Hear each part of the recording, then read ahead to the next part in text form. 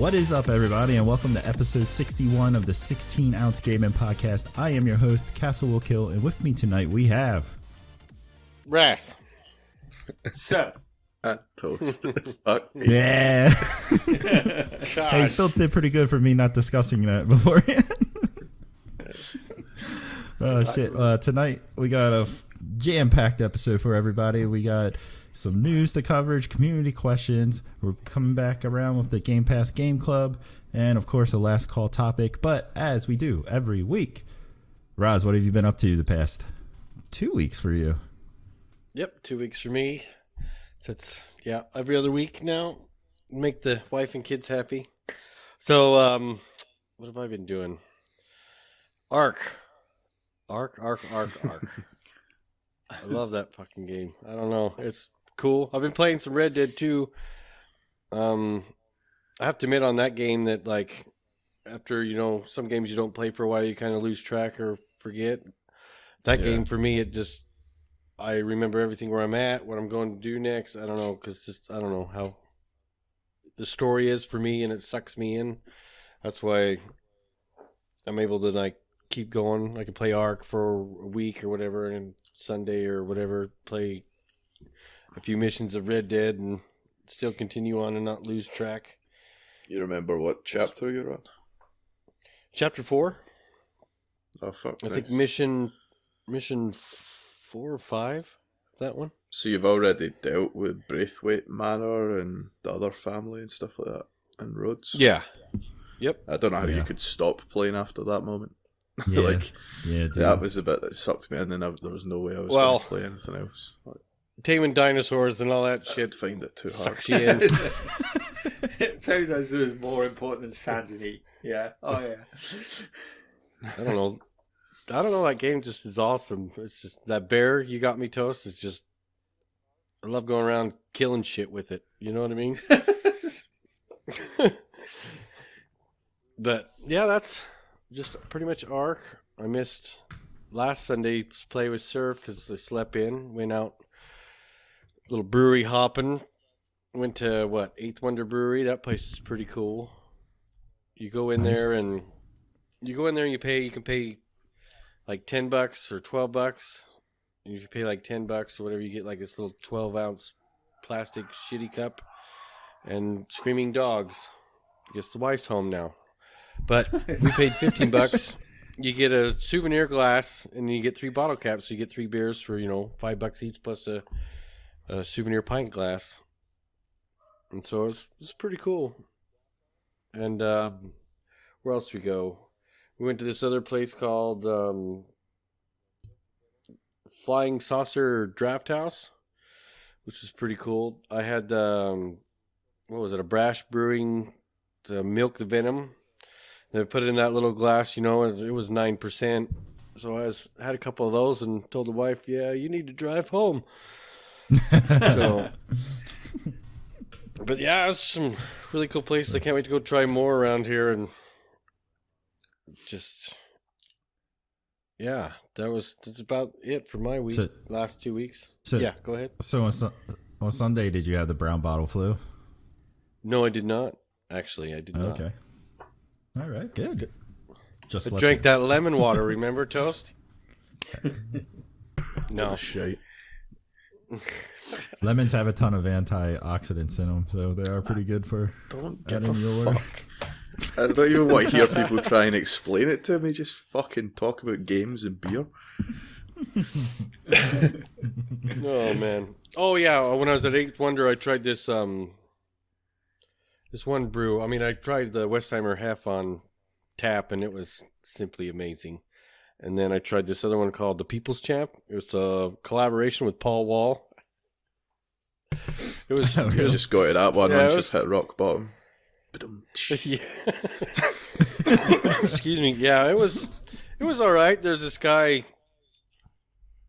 right behind me. He's one of those people who was asking, what do you have that's like a Bud Light? I was like, holy shit. I go, get the People's Champ. That's as close as you're going to get. It's light and okay. You know what I mean? Yeah. Then I had, the Rocket Fuel. It's a coffee porter. That was pretty damn good. So, yeah, we had a lot of Well, I did. I had a lot of beer trying that night, so it was pretty damn fun. And then, like I said, Ark was all I played. Well, besides some Red Dead and Ark. And then, yeah, that's it. I tried to get into the stupid ass game tonight, but we'll talk about that later. Okay. And then tonight I'm drinking the usual Westheimer Hef. So, what have you been up to, Start sir? calling you El Jefe. No. It's too foreign sounding. It's not. You racist asshole. Sir, what have you been up to, man? It's been a quiet week. I did something stupid on Tuesday, although it's been quite nice the last couple of days. I just blew 2 days of holiday for some reason. I was just so depressed at work on Tuesday. I booked Thursday and Friday off for absolutely no reason whatsoever. Was this Monday not like black fucking, or whatever the fuck they call it, the most depressing day of the year?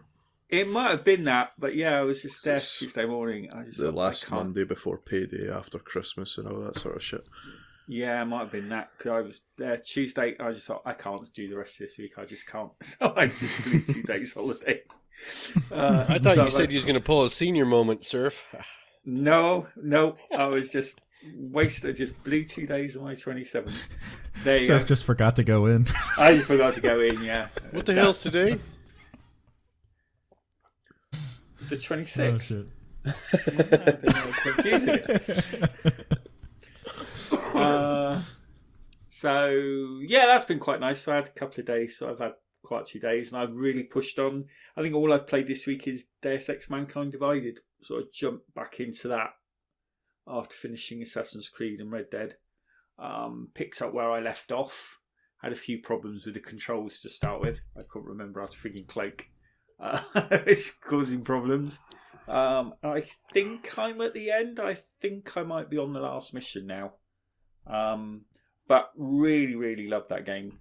Story's brilliant. Art style's brilliant. Gameplay's really good fun.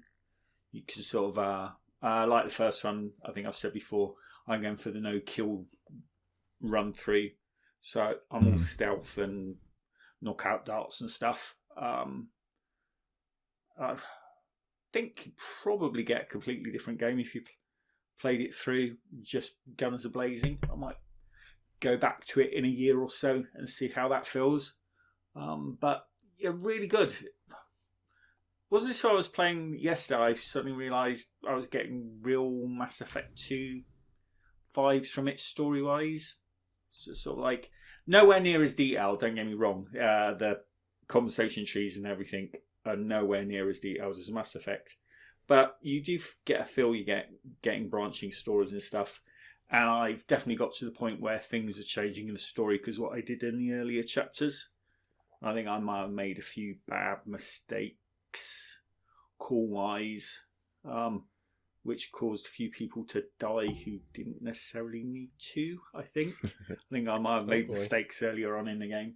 So there's that replayability there if you want it.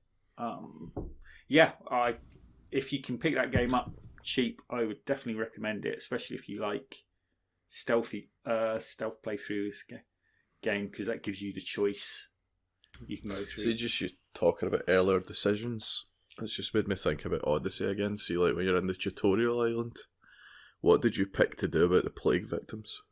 Oh, I killed them because I thought, well, I don't want to risk plague victims running around. What did you do, Castle? I let them go because I had a kid. I was like, I can't kill kids. Alright. Yeah. Are you far enough, Castle, to see the results of your decision? I haven't physically seen them, but someone told me what happened. Yeah. Like I was the same as you. No, that's strange because at least I'm not a kid murderer, though. You know. Yeah, I mean that's unlike my playstyle. I usually play the good guy. I was surprised. I was thinking, I just thought I'd be a bit of an arsehole. Kill them all, huh, sir? Kill them all, which is really unlike me because 9 times out of 10 I would have definitely not killed the family, but I just did on that Playing occasion. too much it for seems to have Raz. paid off. Yeah, it probably is. Oh! Rubbing off on me. I wouldn't have killed the kids. So, Although when we done Bioshock, Castle was the one that was killing kids, wasn't it? oh yeah, it was. Fuck He yeah. was. Yeah. All the little sisters. Yeah. But those weren't kids. Those were just weird demonic fucking creatures. Yeah, but you could save them and turn them back into innocent little girls. Well, once you start, you might as well just keep going. Oh my. That's like the rapiest thing I've ever heard. Yeah, that is quite bad. Oh dear. Oh, when you put it into a sex situation, I wouldn't have said that. So earlier we were talking about Assassin's Creed, and you brought up something about achievements. You want to tell everybody about that? Oh yeah, I think a couple of weeks back, a couple of podcasts back, you said, "Are you going to go for 100% completion?" And I said, "No, I'm just going to do the collectibles." I think just doing that, I've got 100% completion. Are you serious? Yeah, I think there's one achievement left, which is a bit farmy, where I've got to do 20 contracts, and that the other 3 left on my list are all DLC. Just playing the last part of the DLC, I think, because nobody's got them yet. So I thought I might as well do the 20 contracts, and then Is there not like an achievement for doing like every underwater cave and all that shit? Yep, so I've done them all. Jesus, You're a dickhead. Wow. Yeah, and Wow. I think my gameplay of 175 hours would back you up. You've literally done 100 more hours than me. I'm just checking my thing, and I've got 77 hours. I think I'm around 175. I was comparing my stats. So that last 4% took 100 hours. Actually, yeah, because I was just running around looking for everything. Because I'm Just on wait, 96%. Toast. He's going to match your hours on Ark. No, that is not going to happen. It depends if Although it tracked while it was in preview. I'm always a bit suspicious of those hours, because I think the hours I put into Deus Ex doesn't seem right to me. I think sometimes they're a bit artificially high. I'm wondering if it counts like... I think it sometimes carries on counting for a bit. I'm sure that Xbox counts how long the application's open, whereas like game save stuff will count how long you've actually been in the story. So if you've left the game running and went and made yourself a sandwich, that counts as time, sort of thing, for Xbox. Yeah, I think you might be right. I don't fully trust it. You probably got a 16-hour ping, so it'll recognize that too for your slow. But I think that might be the first AAA game I've ever 100%ed. I've 100%ed quite a few games, but they've all been like the smaller indie games. So I think this might be my first AAA one yet. Which would be good if I do it. Yeah, so my plan will be this weekend. Hopefully I'll get Deus Ex finished if I can't get into Anthem, which we will be talking about later. But no, Guy, if you can pick Deus Ex up, I do recommend it. One of them was Games with Gold, wasn't it? I think. Was it Games with Gold? I don't know if it's this current one, but one of them has definitely been. The 360 one, the one before, what's that, Human Revolution, is definitely worth the play as well. The controls are almost the same, and the story is just as good. You don't have to play the first one. They give you they've got one of those little watch the 5-minute recap video at the beginning of the second one, just to bring you up to date. And I think the first one, I think there's about 7 endings, and obviously on the second one they just pick the so-called correct one, which didn't tally with my ending, I don't think.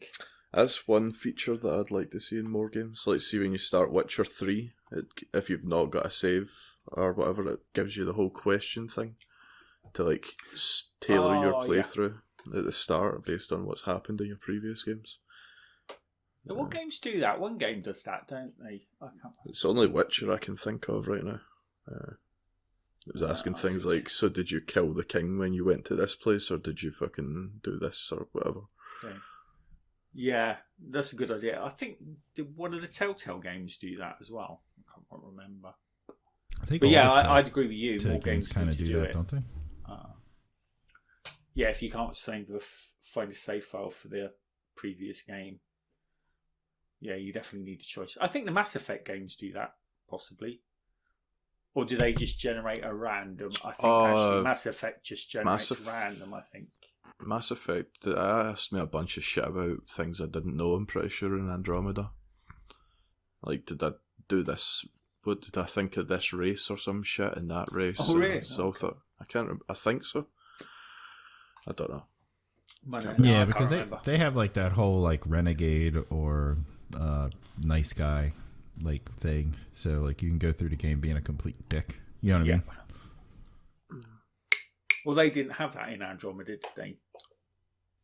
They dropped it. Oh, they did, but it was less important. It wasn't as which it wasn't. I kind of honestly in Andromeda I kind of missed that because like the original 3, like that was part of the fun of playing the game was seeing if you can go full renegade or you know what I mean. So, and I think that's about it for me this week. And drink wise, I'm just drinking basic. I'm just on Corona. Oh. Skunk piss. with a lime, not a lemon.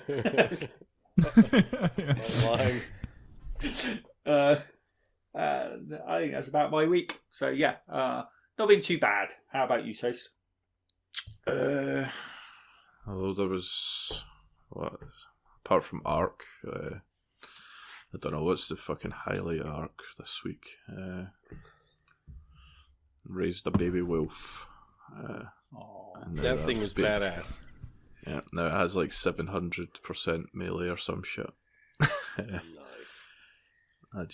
I've got a pack of, I think, 6 wolves total, so I just ride around on the highest level one and I can literally kill anything apart from, I think, one thing on that whole island.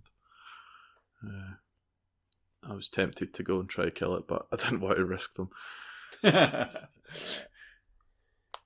But what was it? The Titanosaur? Yeah, Titanosaur. It's like fucking tens of thousands of health, and at default level 1 has like 500% melee and hits in 4 digits, sort of thing. It's just that's. I don't know though. Nothing else I've sort of built up, and that's just a case of getting on and doing stupid shit like breeding dinos and helping other people. I think that I'm doing now. Probably thinking about giving this server another month or something like that, and then changing up the map and stuff like that. We can still don't worry, you can take your bear with you, Raz. There's a way to transfer your dinosaurs and stuff like that in your character. So just to experience like the tech stuff, get away from the primitive side of it. I'm thinking about doing that basically. So would the map just be different, or would it have like higher level dinos on it? I can set the level for the dinosaurs, like the max level, but it would be a totally different map, and there'd be new dinosaurs and stuff like that aren't available on the original map. Oh, okay. Oh, that's pretty cool. And then instead of the primitive, I think Ragnarok is the one that everybody loves. It's meant to be massive, and it's got every animal available. Apart from some shit. And the tech stuff, I think a few of the guys from Offset want to start messing with that once. Well, I told them get a little bit more experience, sort of thing, because they're not really at the stage of gathering metal or anything yet that they would need to be able to do that. But yeah, do the tech stuff, and I'm just going to fucking blow everybody up with RPGs and then see if they want to go back to Primitive Plus. It's going to be Toast and GTA, but in Ark. Yeah. Right? Yeah, basically. It's like, I mean, I've been over and I've fucking dealt with the tech stuff, and it's just a bollock. Like all the time that you've put in, Raz, building your base, I could come along with like 10 RPGs. It takes me coming in as a brand new character. 2 seconds to rip it apart. Yeah, it takes me like maybe an hour to gather the materials for it and make it and blow up your base, like just from logging in. Yeah, that would suck. It could fuck up someone's hard work, pretty much. Yeah, all your time counts for nothing if somebody really wants to fuck with you. What did we do? We done the community play castle. You were there. Yeah, that was fun as fuck. Yeah, trying out the Battle Royale mode in Red Dead. But then there was matchmaking issues, which I forgot to actually link the news story, but they've addressed them. Supposedly they're going to fill lobbies, but it was basically just us in the lobby. So I think it was, 7 of us or something? It's like 7 or 8, somewhere around that. Yeah, nice. And we've done a few normal mode games just trying to win. Then we've done one in first person that was fucking a nightmare. Oh, God. Yeah. And then we turned that into a fight club where we would all meet in the middle of the circle and just have boxing matches. And if you won your matchup, you would go through to the next round, sort of thing. Well, we started with like a free-for-all, and that was just... That was insane. That was my favorite. And where the free for all started was in chapter 3, that manor. It was in the fountain in front of it. So we all just got inside in the fountain, all standing in the center of the fountain. And it was like, go! And we just all start beating the shit out of each other. Yeah. I think there's no a few people get knocked down and then drowned under the water and stuff like that. And but then we've done it on the rounds thing, and that was fun until fucking Shine picked up armour in the middle of the second last fight. Like, he was waiting for the final guy, and he fucking went and picked up armour. Like, MD has done a lot of the online story stuff. I love know the armour that I'm talking about. It's like basically a bucket you put in your head. So I won that fight, and he's just standing there with armour. I tried shooting it off him and he just attacked me. So I think I still ended up winning, but I ended up choking him out. Like, we banned the choking because it was a bit too easy. So if you got somebody pinned and were choking him, we were letting them up. But because he decided to fuck about with armour, I just choked him to death. No, it was good fun, and definitely boy, fucking do more of it. Yeah, I think we need to do more of it. I would like to record one, like one night when we do it, like record it. Have a commentator and stuff like that. Yeah, Super Shark getting to commentate.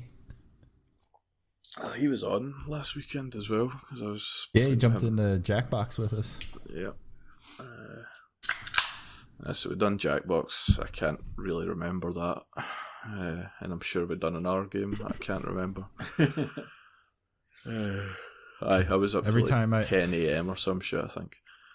Every time I tried to leave Jackbox, Toast was just like, you could do one more game.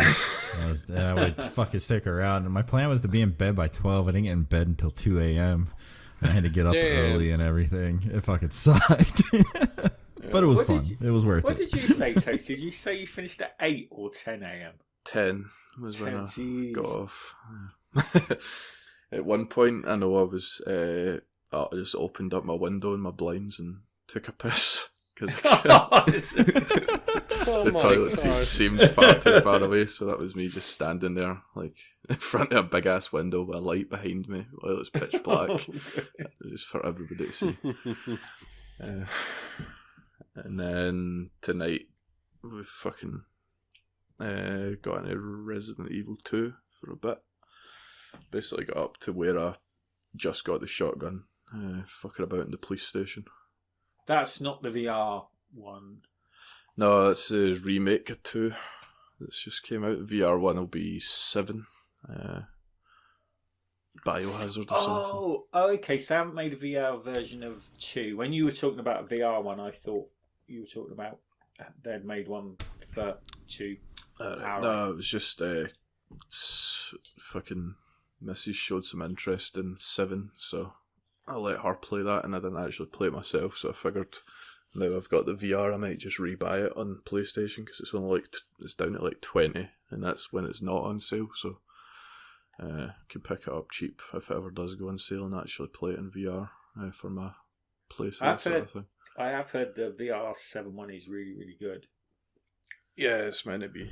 I think, to be honest, like the kitchen demo was the thing everybody said was terrifying, and that, like, it was just a 5-minute video basically, but that was built using the same engine as the Resident Evil 7 ended up getting made, so it seems like it was basically made for VR. Yeah. So what's your thoughts? What's your thoughts on the remake so far? It's good. It uses the inventory system from 7. That's all I know because that's the only thing I've seen. But I never played the first one or whatever. I think I was like 8 or 9 when the first one, or the original Resident Evil 2 came out. I think, did the original Resident Evil 2, that still had tank controls, didn't it? Like yeah, it was like top-down almost tank controls. Shit. Yeah. Yeah, some of the screenshots that you see showing the difference between the two is just nuts. Because it was 1998 that came out, I'm sure. Yep. Yeah, it's good. I can tell I'm definitely going to enjoy it. I don't know if I like the Outlast sort of thing where you can't fight back and you just have to run for your life and you could be fucked. So I don't know if I'll enjoy it as much as that. Okay. Since you have the option to fight back. Yeah, although I had fucking 40 bullets at one point, and I was saying to Kabowski, he was watching my stream, I was like, I'm just swimming in bullets here. And then to kill 3 zombies, that was basically all used up. They take so many bullets, it's fucking unreal. Yeah. Yep. It's 4 or 5 headshots to down them, and they're not dead. So that just buys you some time if you want. But if you want to actually kill them, you need to shoot them 2 or 3 times in the head after they get back up. Yeah. Fuck yeah. No, but it's something I hated about the original was bullet shit. And I like all the sort of wee problem solving things that went in. I don't know how much of it was in the original, but I'm having to find a keypad button to replace a broken button on a keypad, and then that lets me enter in locker codes and all that sort of stuff to get in. There was a lot there were back in the original. Yeah, there was Resident Evil games are were all about the puzzles back in the day. It was part of the mechanics to the game. You know what I mean? Yeah, I think that was one of the things that always made me sort of a bit off-putting, because I think on Resident Evil 2, it's like a police station. Like in the original one, it's like it's at the police station, isn't it? And they still have weird things where you have to find the scorpion key. Which is hidden. It's why has a police station got a scorpion key hidden in a statue down the corridor?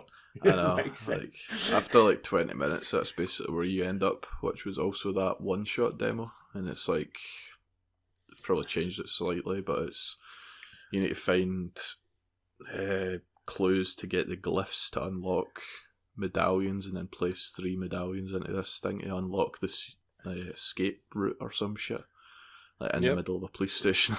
Yep. Yep. But it's good, and that's about me. Forget to keep those herbs.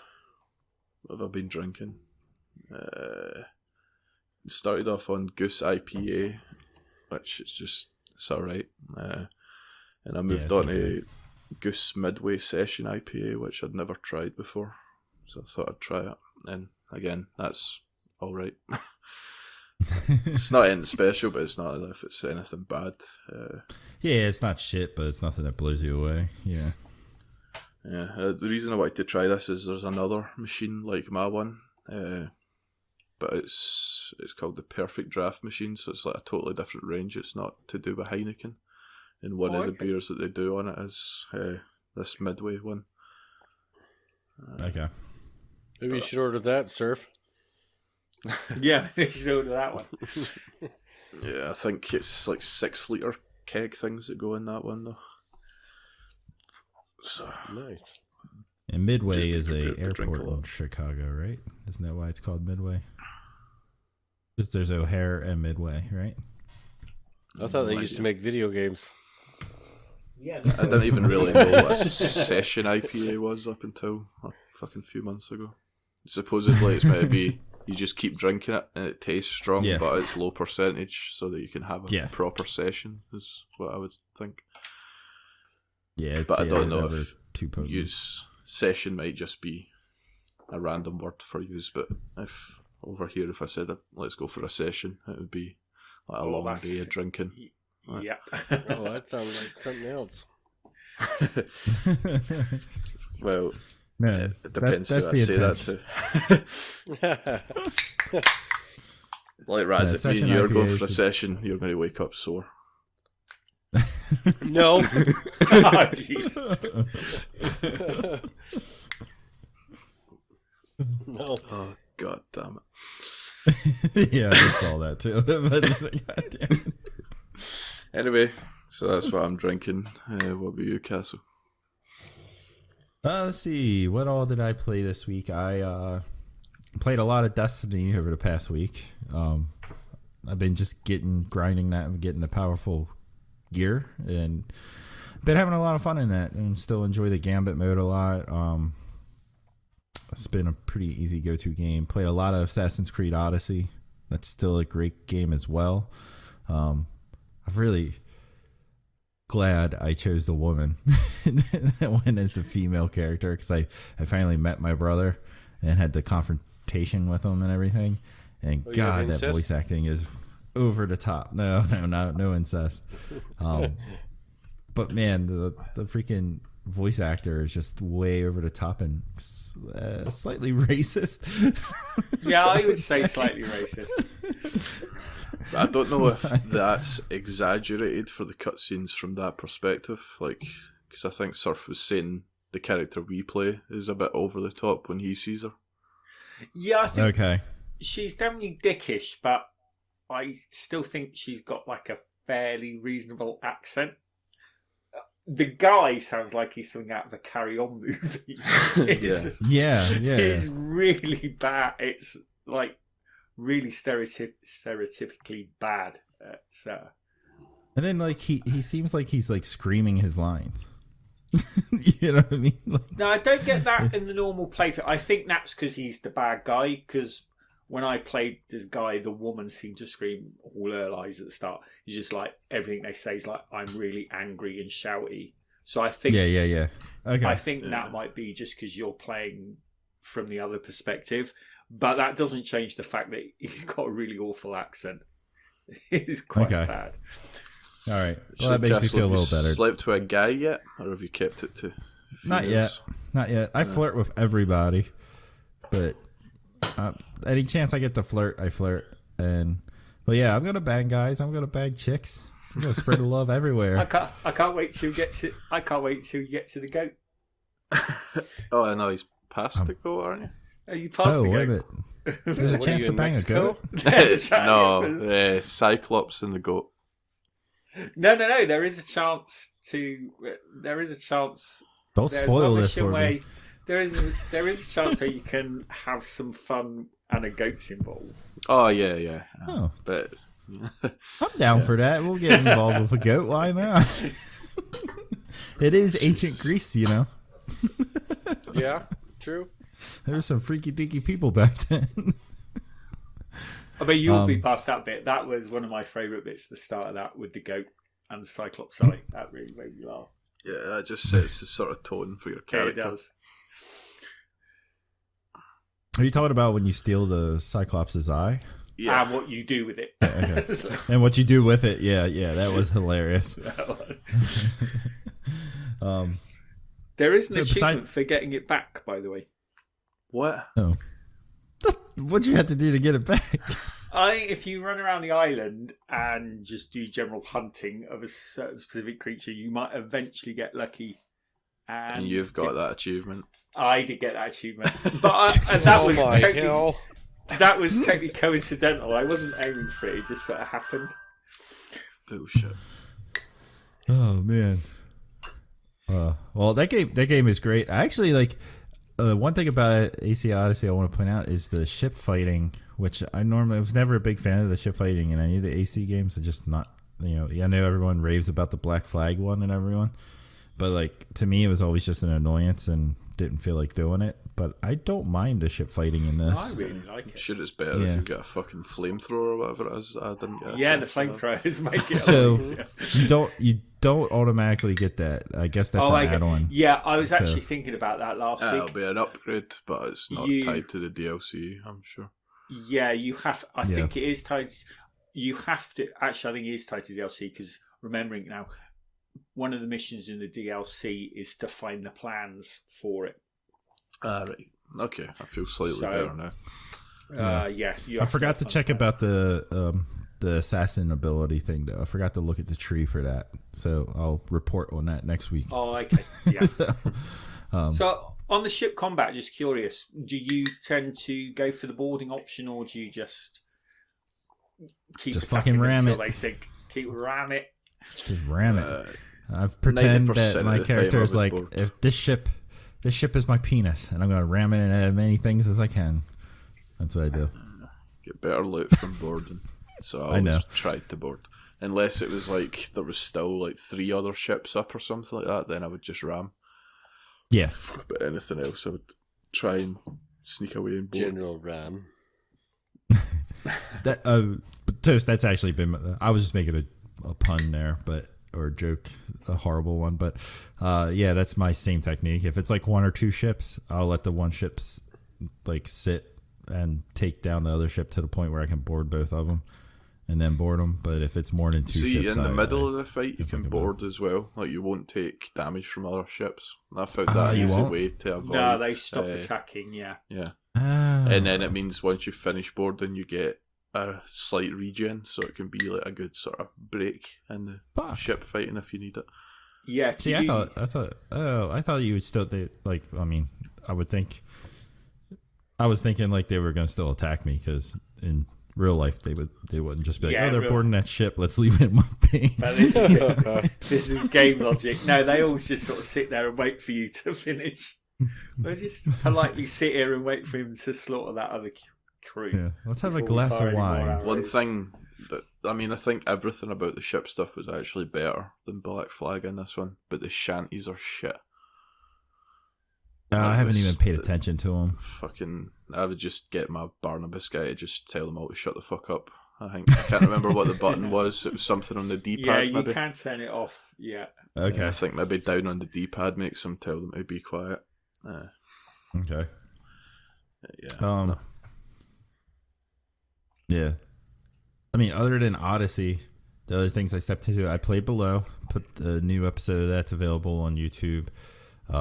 That game takes a fucking sudden turn out of nowhere, and I advise people to watch what happens because it was like, what the fuck kind of moment.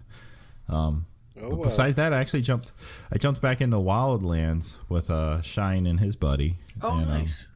Yeah, and it was just them two are playing through that on Wednesday, so I was just like, oh, screw it. Anytime I see them on, I'm just gonna jump in and play as well because I never finished it. No, join the club. Yeah, and it's a fun game. I mean, I tried to finish it, but then I fucking played with you and you were blowing everything up. So I just fucking abandoned it. I was playing with them. It was fun. I was playing with them, and they take everything they're very, like, they think everything through and, like, sneak in and everything. And I was like, you guys would get perfect along with Toast. Roz and I never sneak into anything. It might be too, yeah. Yeah, were we not doing some mission or some shit where we were like sniping out an area at water towers, and then the next thing you know, somebody's just fucking launched a grenade launcher at a group of guys, and I wonder who that could be. Oh, I wonder, sir. So I think I spent the next half an hour with my own grenade launcher just trying to blow yous all up. I think you did. The game is a lot of fun though. Like, yeah, it really is. I do need to jump back in. Only complaint with it would be it's too easy with AI because they don't miss and all that sort of shit. So gotcha. you can set your AI up to snipe fucking 3 guys for you, and it's guaranteed it'll happen as long as I've got a view of them. Whereas when you're playing yourself, you can easily fuck up. Yeah, you're gonna fuck up probably. Yep. Well, there was a couple missions I did because I got way ahead of you guys that I found the AI really stupid, and you need human players to help you even get past that part. Is it just like a communication issue? Like even like the commands just you got good enough? Yeah, you got to follow this guy to the airport, and you got to drive, and those idiots are in the back shooting and stuff, and they can't hit shit, and it ends up in disaster every time. Yeah, I remember there was one mission I think where Ali you were was meant to able try to and recover a car, and the AI would just constantly shoot it until it blew up. Right. I think the only time I was able to pass it was when I think me and Surf did that one when he helped me. I think I remember that one with you. Yeah, and we had problems with that. Yeah.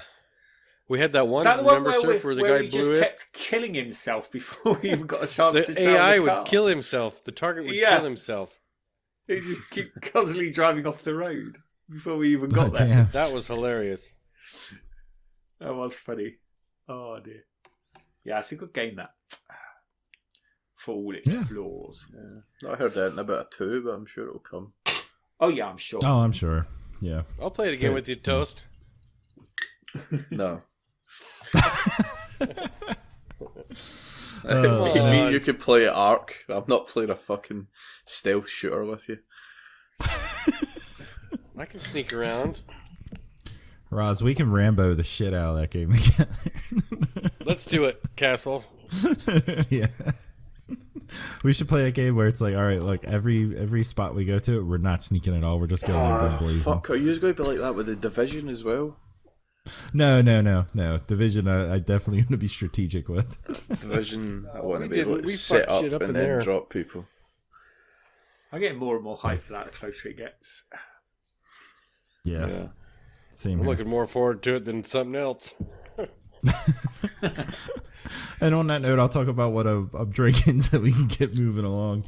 Tonight I am drinking Yingling Golden Pilsner. It's comes in true pints and it's only $24 for a whole case of them. So comes in what? Nice. An actual pint, like 16 ounces is a pint. You know what I mean? What do you mean? It's what, pint cans or something? Yeah, pint cans. Yeah. Okay, that confused the fuck out of me there for a minute. Yeah. They're not in 12-ounce cans like most American beers. They come in 16-ounce cans. No, it was just as if you were saying true pint, as if pint is something else. That's what got me. Oh, no. Well, there are people in America that are like, I'm going to get a pint, and they come back with a 12-ounce pour, and it's like, that's not a pint. It's 12 ounces. Stupid. You know? Yeah. Yeah. What is that? So is that equivalent of like 3/4? What, 12 ounces? 12. Yeah. A pint 16 ounces. Yeah. Hello. Yeah, that would be 3/4 since 16 so I think ounces. we call that a schooner or some shit over here. Surf. Oh god, yeah. Can you still get those? A what? You could get the glass, a schooner. SCHOONER. Yeah. Okay. Schooner. SCH. Yeah, well, that's what the glasses at least are called. I don't know what you would actually fucking ask for in a pub because they don't do that. I don't. A schooner over can't here. have that. It's not on the till. A schooner. There was a bar that I used to go to back in Baltimore that they had a special where you can get a schooner and a shot of whiskey for only $7, but American schooner is like 10 ounces. Since normal pour in America at a pub is usually 12 ounces. For fuck's sake. Yeah. So now, that's one thing. See, in most pubs, do you just not get pints? No? It depends on the it depends on the bar that you go to. It depends on the bar that you go to. But that is one thing I agree with England. A pint should be a pint. A pint is a pint, yeah. Exactly. A pint should be a pint. We're very strict about it. Yeah. Give me that 4 extra fucking ounces, damn it. But hell yeah. hey, if you guys want to give us more than 4 ounces, there's a couple ways you can support the show. Look at that, a segue before the news. You can become a Patreon. Patreon members are automatically entered into our giveaway that we do. Currently, it'll be every 2 months, but that's not the only way to win. If you are part of a Discord member, you can listen to the show live and on that day of that recording, and you also are entered in for a chance to win a freebie. We also have merch. If you head over to merchroom.com/collections/16ounce, and you can use promo code 16ounce for 10% off your total order. Glad to get that out of the way. So now let's get into the news. Oh shit, sorry, my pen wasn't right. Oh, First up in the news, GameStop's because there's multiple of them. GameStop makes Mickey cry. GameStop have announced that they have oversold pre-orders for the Kingdom Hearts 3 PS4 Pro Special Edition, are canceling some people's orders. As a goodwill gesture, they will receive a $25 in-store credit. The release is due Tuesday, January 29th. I'm sure a ton of nerds are really upset about that. I was just going to say that. I want my Kingdom Hearts. Fucking Bob was saying he got his today as well. I mean, that was on the Xbox, right? Yeah, this is the game. This is like a PS4 Pro Special Edition of the console. Oh. I mean, if I pre-ordered a console and they'd oversold and I couldn't get it, I would be pretty pissed. Okay, yeah. I did. Oh yeah, PS4 Pro. And, yeah. Oh yeah, I would be pissed about that. All right, sorry nerds. I didn't mean to make fun of you. Still nerds. Nah, a lot of people love the Kingdom Hearts series, and I'm sure it's good. $25 in-store credit for a company that's going bust. Really? I fucking hope I love it because I spent like fucking $100 on the collection. Oh jeez. Oh shit! Yeah, that's right. You did. Have you started playing any of them yet, Toast? Yeah, but then I started playing Yakuza as well, and I much preferred that. So. And then Better Games came out. Yep. Like, it's the most fucking Asian game that's came out lately. This must be what Raz is talking about. No, that's not what I'm talking about. Speaking of Asian games came out? No, what? It's not, the next story isn't about Asian games. No, I'm just messing around. I did not play Final. I forgot to tell you, I didn't play Final Fantasy 15 this week, as you may have installed. You installed it at least. It's installed. Baby steps. Installed for next week. Baby steps. Baby I gotta steps, follow Ross. Castle. I gotta follow Castle with the PS4. Baby steps. Hey, next week, I played. Next week it might get Next week it might get to the title screen. There you go. Oh man. Well, one place you'll stay at the title screen is Anthem. Oh my gosh. Okay. Bravo. That's the new top segue. Yeah. That is awesome one. That was a good one, Castle. That was. Thank you guys. It feels good to finally be appreciated on this podcast. BioWare announced that Anthem will have 1% of class doesn't outweigh 99% of shite. I'm just saying. BioWare announced that Anthem will have 3 stronghold missions at launch. These are team-based events that become available after the main story completed. They are like a souped-up Destiny strike on a shorter version of a raid. It will also announce that there is 1 stronghold mission available in this weekend's demo. More on that later. Take a guess what our last call topic is. So, do you think 3 is enough to have at launch? It depends how close to a raid and how far away from a strike it is. Yeah, because you figure a strike is what, 20 minutes of gameplay. Yeah. Whereas a raid is anywhere from an hour and a half to 5 hours. You know what I mean? Yeah. If you're getting like strongholds 30 minutes? being like an hour and a half mission, I'd probably be happy. If it's less than that. I mean, I don't even know, unless they might have things that are like strikes as well. Fuck knows. Yeah, and then, I mean, and that's stuff that's available after you beat the main story. So, like, by the time you beat that, sort of thing.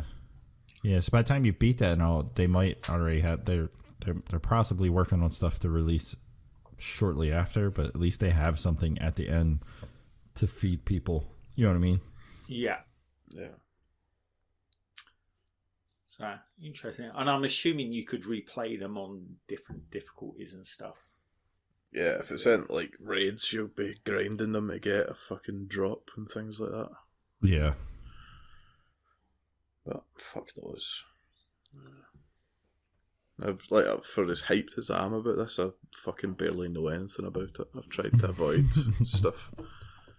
I've watched enough to know that I'm interested, and then I've tried to fucking go on a blackout sort of thing. Yeah, I'm much the same. Is this like the experience of the first Destiny? Like you got to like, I remember when the first Destiny came out, like I was so like focused on it that when the game came out, I think I had like such a big expectation for it that I still enjoyed it, but then I was let down a little bit at the same time. You know what I mean? Yeah. The fucking thing that I want to avoid is the Destiny fucking beta that they've done, which turned out to be a quarter of the game. Yeah, I that was bad. Played that non-stop, and then that was got crap. into the game expecting that to be like a 10th of it or something. But no, it was a quarter, and I was fucking pissed off. So even, like, again, we'll talk about it later, but if I do get in fucking Anthem, I'm not going to be playing it all weekend. I'll be playing it till it's done, and then I won't be replaying it, sort of thing. Gotcha. Yeah, that was great. Well, I'm sure Anthem will sell well. Let's talk about the best-selling games of 2018. The NPD figures for best. Hey man, some of these segues are hard to come up with, but at least I put in effort. Just fucking don't do them. Just fucking say, and next is... That's boring. This is fun. NPD figures for best-selling games of 2018 are in. Number 1. Oh, I gotta scroll. Number 1, Red Dead Redemption 2. Number 2, Call of Duty Black Ops 4. Number 3, NBA 2K19, which topped Madden NFL 19. Next, Super Smash Bros. Ultimate. 6th up is Spider-Man. 7th, Far Cry 5. I'm surprised that beat God of War, which is in 8. A sneaky guy, Monster Hunter World's up in there. And then number 10, Assassin's Creed Odyssey. All digital sales are not included. Digital sales on PC not included. That's all physical sales. Yeah, I think stuff like God of War and Spider-Man, where there are, I mean, they're console exclusives, so I'm not surprised they're a bit further down the list. What surprises me is actually that Super Smash Bros., which is also a console exclusive, sold better than both the PS4 console exclusives. I'm actually not surprised by that. Most Nintendo fans, I think, they like tangible items. But there are a lot fewer Switches around at the moment, aren't there? Aye, the asterisks as well. You need to remember. They only apply to certain things. So digital sales were not included just for Smash Bros. Ultimate, which is probably going to mean it would be even higher. Yeah. So that surprises me. For Call of Duty and Madden, digital PC sales weren't included. Put that all together. They would be a bit lower. Madden shouldn't be on there, piece of shit. Yeah, I don't know why the fuck Madden's up there, to be honest. It's just too many reskinned Americans. game. Just a reskinned game every year, pretty much is all Madden ever is. Although, talking about Madden, slight teasers, we'll probably be doing a tournament, a Madden tournament, when it goes free on EA Access. Oh, yeah. Just like fucking... Yeah. Hopefully we can just get like a one night thing out of the way, because I don't want to drag it out. Yeah, it'll be fun, and it'll probably be a shit show. Yeah. So if these were worldwide figures rather than the States, because I'm assuming because it's MPD, it's just the States only, where do you think FIFA would sit in that list? Number 1. Probably close to the top. FIFA would be round about Spider-Man, Far Cry 5 sort of level, but Madden would drop down a bunch and NBA would drop down even more. I think NBA is more popular outside of the States than Madden is. Less popular. Definitely. What about really? European League? I can't remember. China, man. China is huge into basketball too. Okay, then just Europe. Then I think Madden sells better than NBA. Yeah, that's true. Because I know I fucking didn't touch basketball games, but I fucking got every Madden for ages, as well as my brother, and fucking out of all the people I played with, if any of them played sports games, it was FIFA or Madden. Nobody fucking was asking me to play NBA. You poor child. But you did play NBA 2K19. Yep. And waiting for Raz to come and fucking keep playing, level up his guy, and didn't happen. We can still jump back into that game. That's one of those games you can just go back to whatever. It don't matter. Yeah, but then we're fucking playing against fucking 90 fucking 2s and stuff, and you're still like 68. I am like 82. I was hoping you were going to say you're at 69. It's good, but I don't. Well, I played it solo, but I don't enjoy keep playing it. Like, it doesn't keep me when I'm playing solo. No, that game is funner when you run around with a little squad. Yeah. Definitely. Organic said that Raz's guy doesn't even have the skill to jump in the fucking game. Shut up, Organic. I do too. Oh, man. Well, speaking of money, Epic keeps spending that Fortnite money. Epic Games have announced that they have acquired Serbia-based Threelateral, a game studio focused on designing more realistic computer-generated human characters. It is likely the tech that will be used to expand the capabilities of the Unreal Engine. So if you check out this article, I mean, that's just more signs that Epic has more money than they know what to fucking do with. Yeah. I feel like this was just like, all right, guys, we got to spend money so that we have things to like write off. I mean, even though if they're bettering their engine and everything, they're getting ready for the next consoles, next gen consoles, all that fun stuff. Yeah, I mean, you've got to think how many people still use Unreal as well. Like, outside the Epic, it's fucking, Yeah, it's a good engine. It's better than EA's. Oh, Jesus Christ.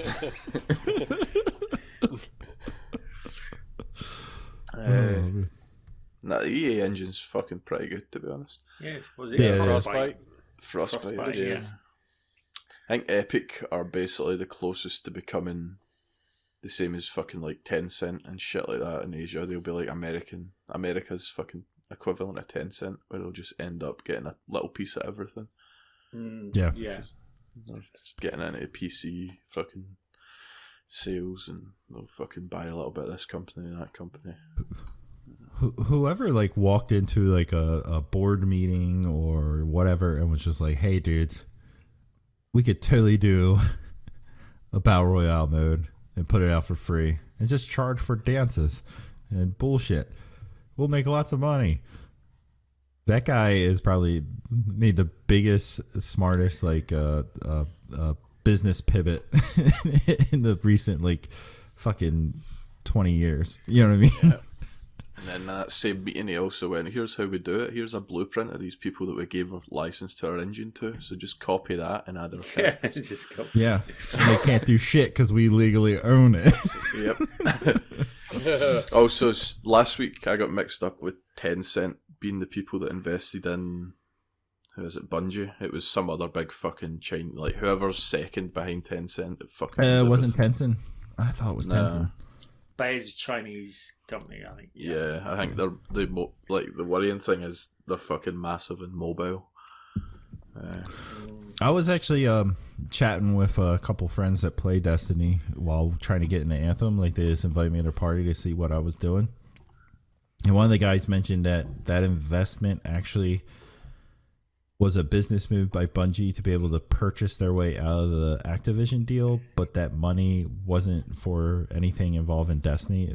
They're apparently making a game specifically for that company as well. So maybe they'll do some mobile bullshit for them. It's a company called NetEase. Okay. All right. They're basically... Yeah. So it might just been a smart business move in a way to get away from Activision kind of thing.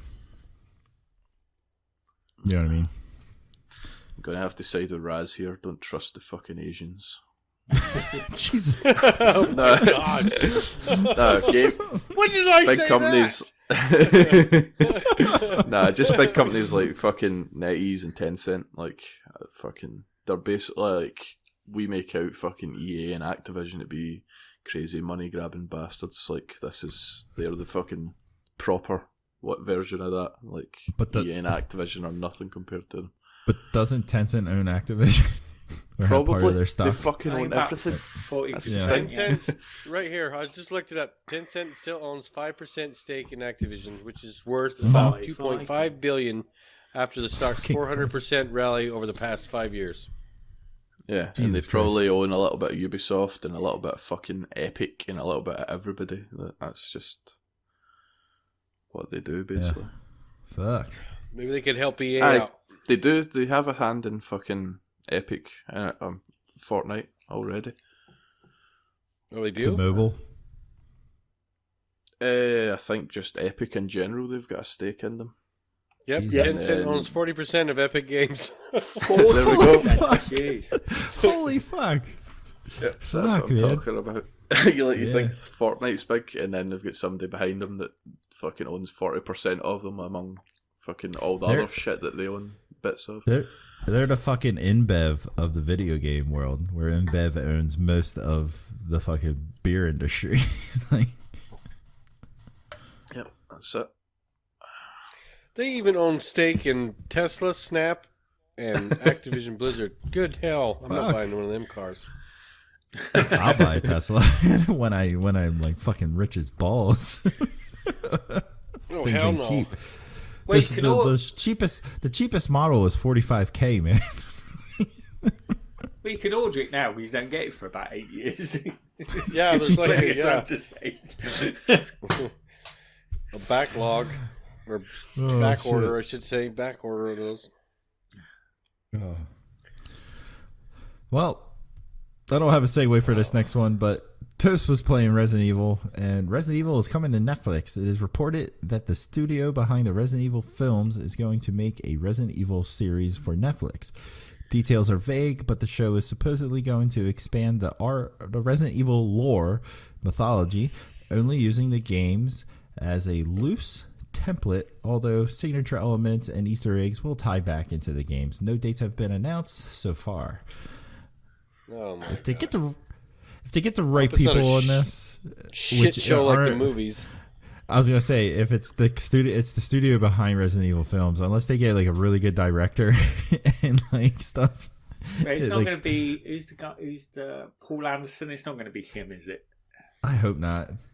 Is it not the director is also the fucking lead actress's husband or some shit? Yeah, in the movies. Probably, yeah, he's married to the... Do you think they fucking bring her into it in some way? Maybe just a cameo, and then it fucking builds off of like another group that are trying to survive or something? I'm sure it'll be I'm sure she'll make a cameo. Yeah, maybe in the pilot, kick things off, like you said, and then introduce another group.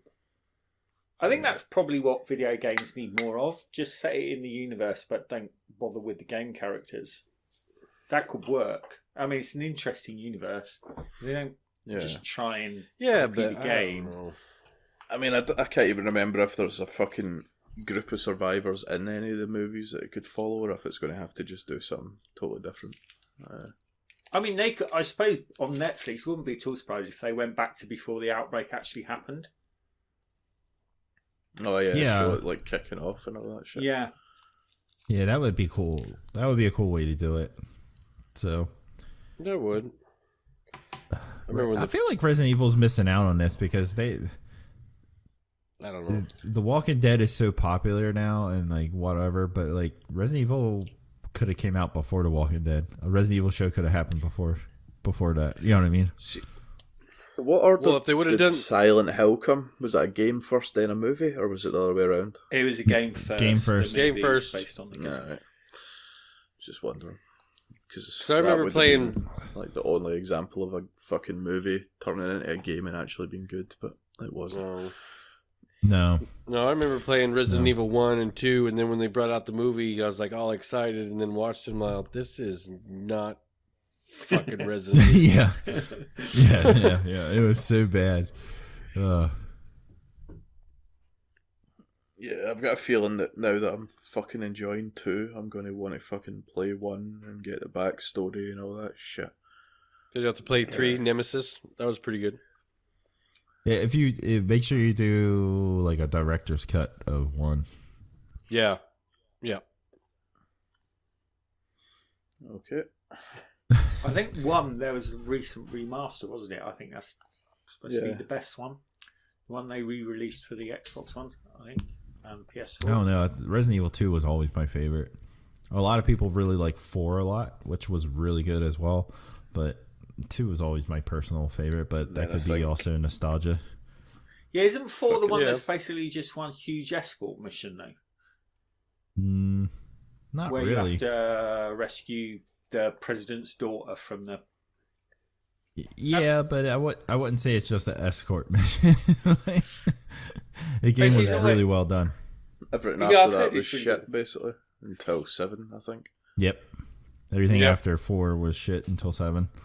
Yeah, but 5's got Chris Redfield who punches a rock. I think we covered this. I think it was 5 the one that I must have got, where you're going about the slums. Yeah, that's the one. That's Resident Evil Evil 5. Was fucking bollocks.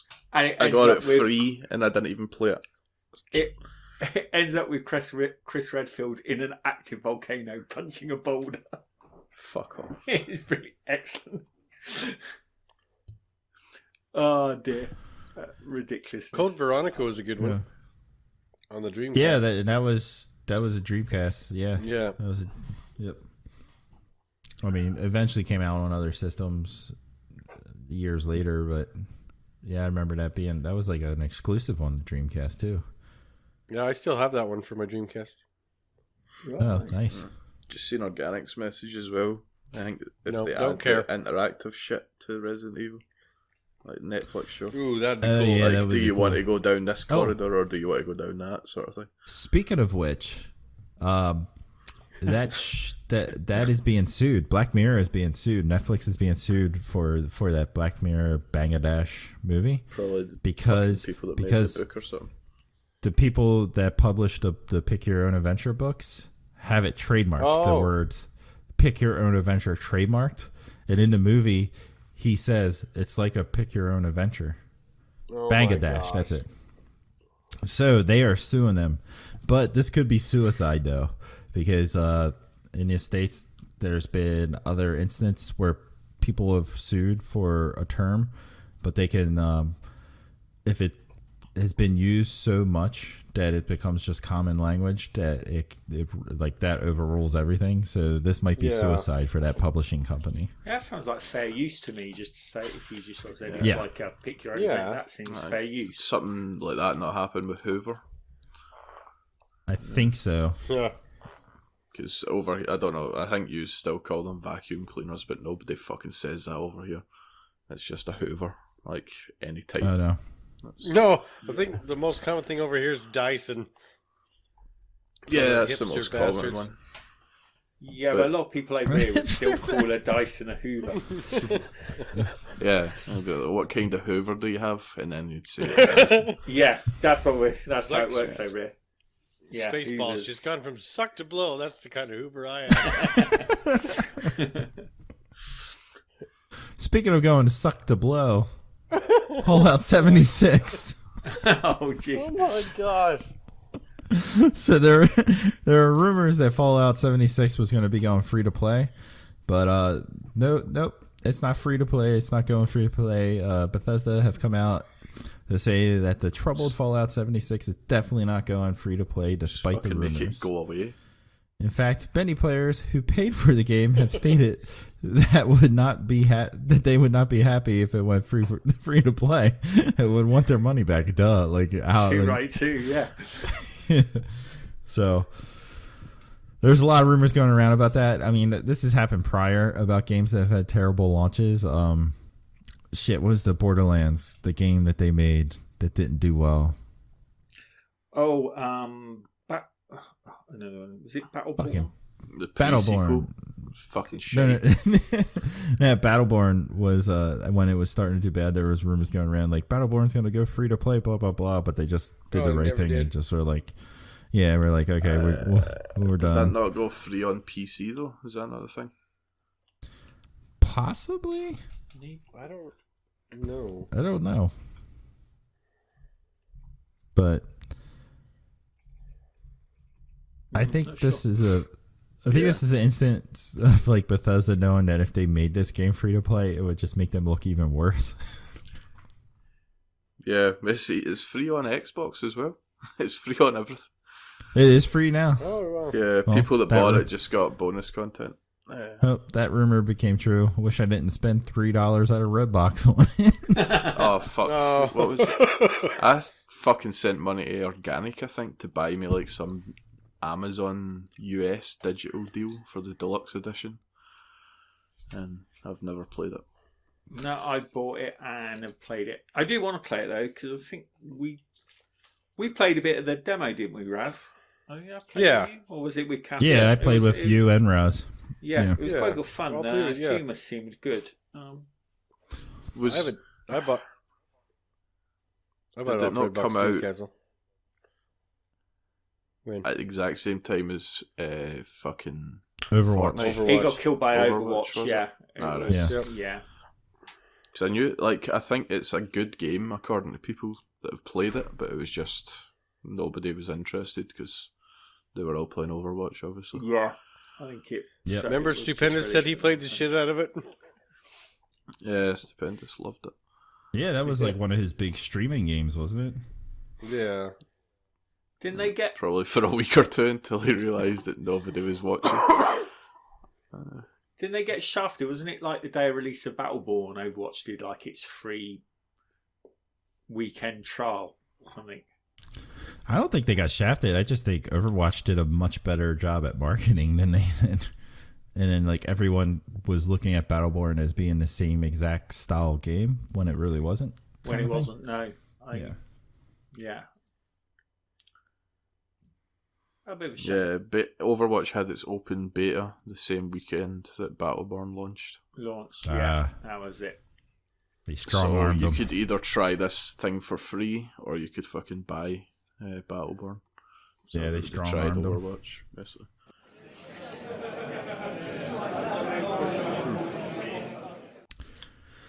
Well, that'll be it for the news. That's all we got for you.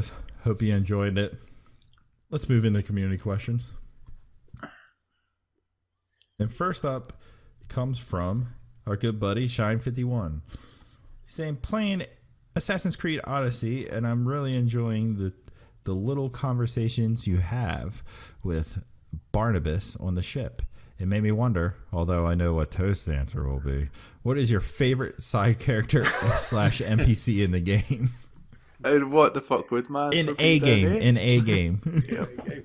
Well, I think What is would my it favorite? possibly start Because with an M NPC in a game. We know it's got to be a certain character from Borderlands. Yeah, would it start with an M and end in an I? Possibly. Maybe. I can't remember how it's spelled, to be honest.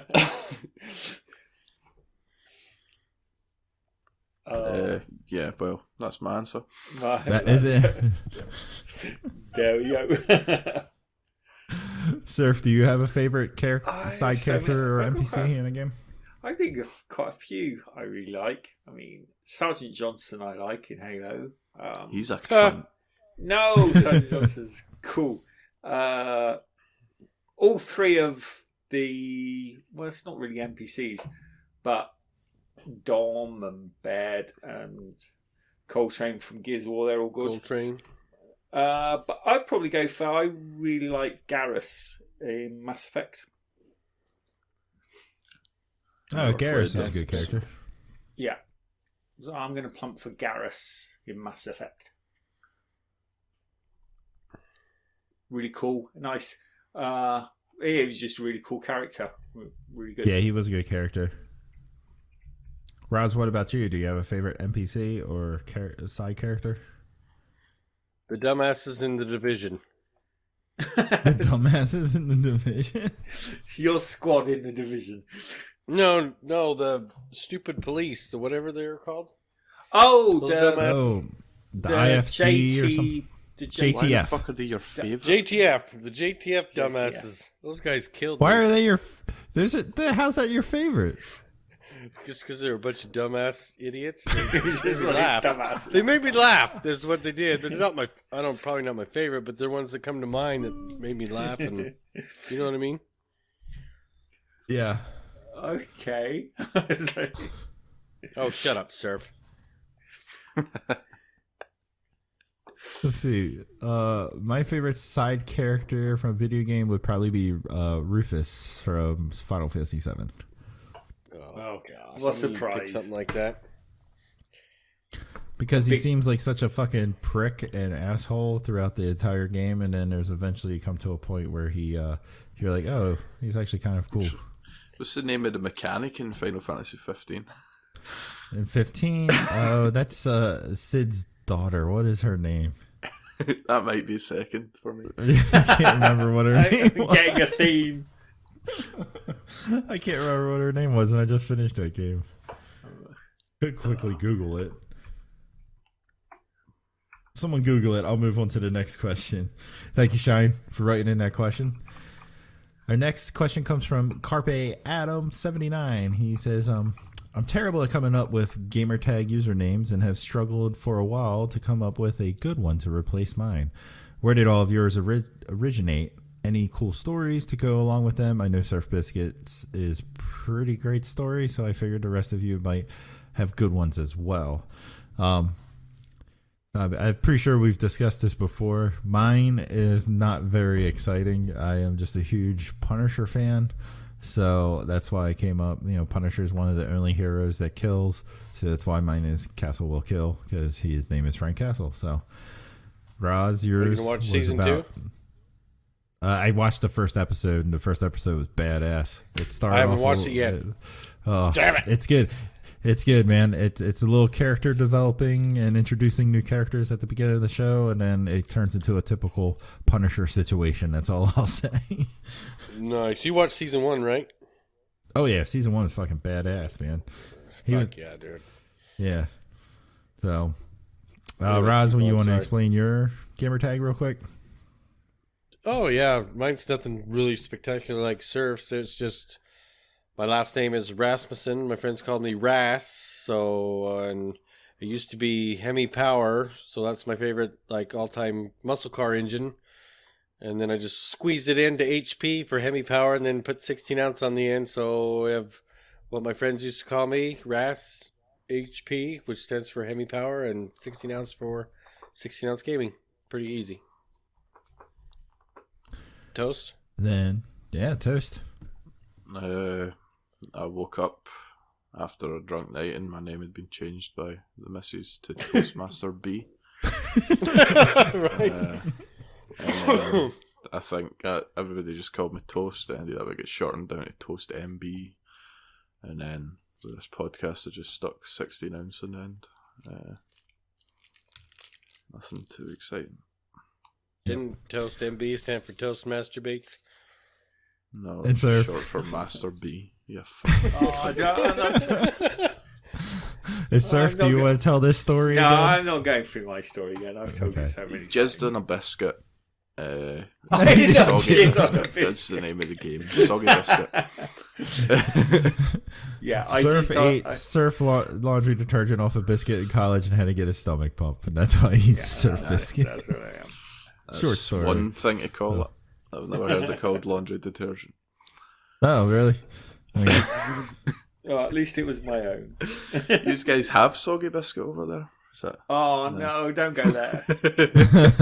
I know what you're talking about. We'll move on to the next question. It comes from Otter. Otter wants to know, what are your must-buy and finish games list for 2019? What games do you want out of your backlog this year? I'll go first. My must-buy and finish games would probably be Anthem and The Division 2 are my must-buys. And then my finish would be The Witcher DLC and Assassin's Creed Odyssey. Roz, what about you? Must-buy Division 2. Since Surf already bought Anthem, so I don't need to worry about that one. So I'm getting he's got Anthem, I got Division. I'm getting Division 2, so that's my must-buy so far. I don't even know what else is coming out later in the year, to be honest. And then Gears 5. Oh yeah, Gears 5. That's gonna be a must-buy, definitely. And then whatever else floats my boat. And then games I want out of my backlog. Origins. Assassin's Creed Origins. I'm still working on Red Dead, so I want that one. That'll be gone. Since I downloaded Final Fantasy 15, I'm going to try to get that. We can't... piece of shit out of my way. It's not a piece of shit. It's a great fucking game. No. All right. Asshole. I'm gonna give it a try. You'll have my full review next podcast when I'm on. But you're gonna beat it in a week. No. 2 weeks. 2 weeks. No, I'm gonna try to record something to put it up on the YouTube, like I said. Excuse me. What else do I want out of my backlog? Halo. God, I'm so sick of Halo. Sorry, Surf. I'd love our plays on Sunday, but I'm ready to be done with Halo. Halo Master Chief Collection and Halo 5. I'm ready to be done with those and want those out of my backlog. So I can delete them. And then I should probably go back and finish GTA 5 and get that one out of there too. So yeah, I got a lot of shit. Which one? You haven't finished GTA 5? Like, story? No, I'm only... No, I haven't. Dude. Nope. Every time I jump on, everyone's always like, let's play multiplayer GTA 5. Okay, so I'm starting the story, and then I jump into the fair argument. multiplayer. Yeah, what did you say? Right. I was going to say, don't forget on the Master Chief Collection, you can delete 1 to 3 now, because you don't have to have the whole thing installed. You just install the game. Oh, you don't? Nope. There's options I to pick did not which know that. bits. There's options to pick which bits you want to keep installed. So you could delete 1 to 3. You could even delete the 4 multiplayer. Oh, nice! I'm gonna do that then. Yeah, I still have freaking AC Unity in my backlog that I never finished. Yeah, that's me still too. Don't play it. That's still my hard Just drive. fucking delete it. Just fucking delete it. I probably will. Even the story wasn't all that good. I completed the whole thing just because I got like halfway. I just felt like the need to. But yeah, the story was weak. It was one of the weakest AC games ever made. Yeah, it was 3 all-time favorite. But oh no. See, Origins is my all-time favorite, and Odyssey might jump that because I only picked. Well, Surf. Why do I pick 3? American Revolution. Killing redcoats. Kill redcoats. But you get to play as an Indian. Does that not? It's still fun. Nope, it doesn't. Native American. It was not India. Well, you get the remaster in March, mate. So that'll keep you Fuck happy. you. It's cowboys and Hell Indians. yeah. I don't give a fuck about your political landscape. I don't care either. That's what I call it too, cowboys and Indians. But what else? There's nothing. That's mostly. Oh, our Indians make better curries. Our Indians eat bison like in buffalo. Now I sound racist. Oh dear! Gosh damn it! But that's some good meat. That is good meat. That's what she said. And Surf, what are you? I think looking forward to it, same as you guys. Anthem, Division 2. Really looking forward to Gears 5. Off the backlog, I'm definitely going to play The Witcher this year.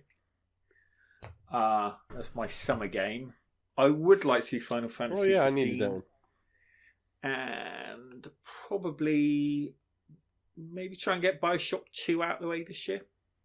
Oh god. I know you love BioShock, mate. Is BioShock 2 in Game Pass by chance? I think all of them are, aren't they? Yeah, if they are, you might want to hold off in case we need to use that. Oh, no, I got it. Don't know, actually, to be honest. I'm happy to play it again. I played BioShock twice. Yeah. I'll double dip again. For fucking achievements. I'll play it on one, and or if it does it Game Pass, I'll do the 360 version. He's ignoring us, Ross. I know. Are you saying you'll double dip as in you'll play them both this year, or you've already played it? No, I haven't played it. If I I'll play Bioshock 2, but if it comes up in Game Pass, then I'll double dip and do the 360 version. But only if it comes up in Game Pass. Fair. So yeah, I think that's about it. And I wouldn't mind. I know it's supposedly crap. Well, not crap, but not the best of the ones. But I think I might play Batman Origins this year. Haven't done that one. That's been tempting. I can't even remember what order the games are. I think it was like, I think it came out just before the last one. It's like a prequel. I think it went, was it Asylum City and then Origins? And I think Origins is not considered the best of the bunch. That's the correct order, and a lot of people don't like Origins. Yeah. Yeah. But I haven't played it, so it hit back compat, so I thought I might give it a go. Bioshock Trilogy is out of Game Pass. It's been out since, I think, May. Oh, okay, so it's out of Game Pass, so I'm safe to play it. So I'll definitely get Bioshock 2 done this year then. All right. I did enjoy Bioshock. You have another game in your backlog, Surf. What's that? Super Meat Boy. Super Meat Boy, yeah. It is on the list. That will be done. Yeah, you gotta get that shit recorded, bro. I have got to get that shit recorded. In fact, I've got some recording questions for you later on, mate.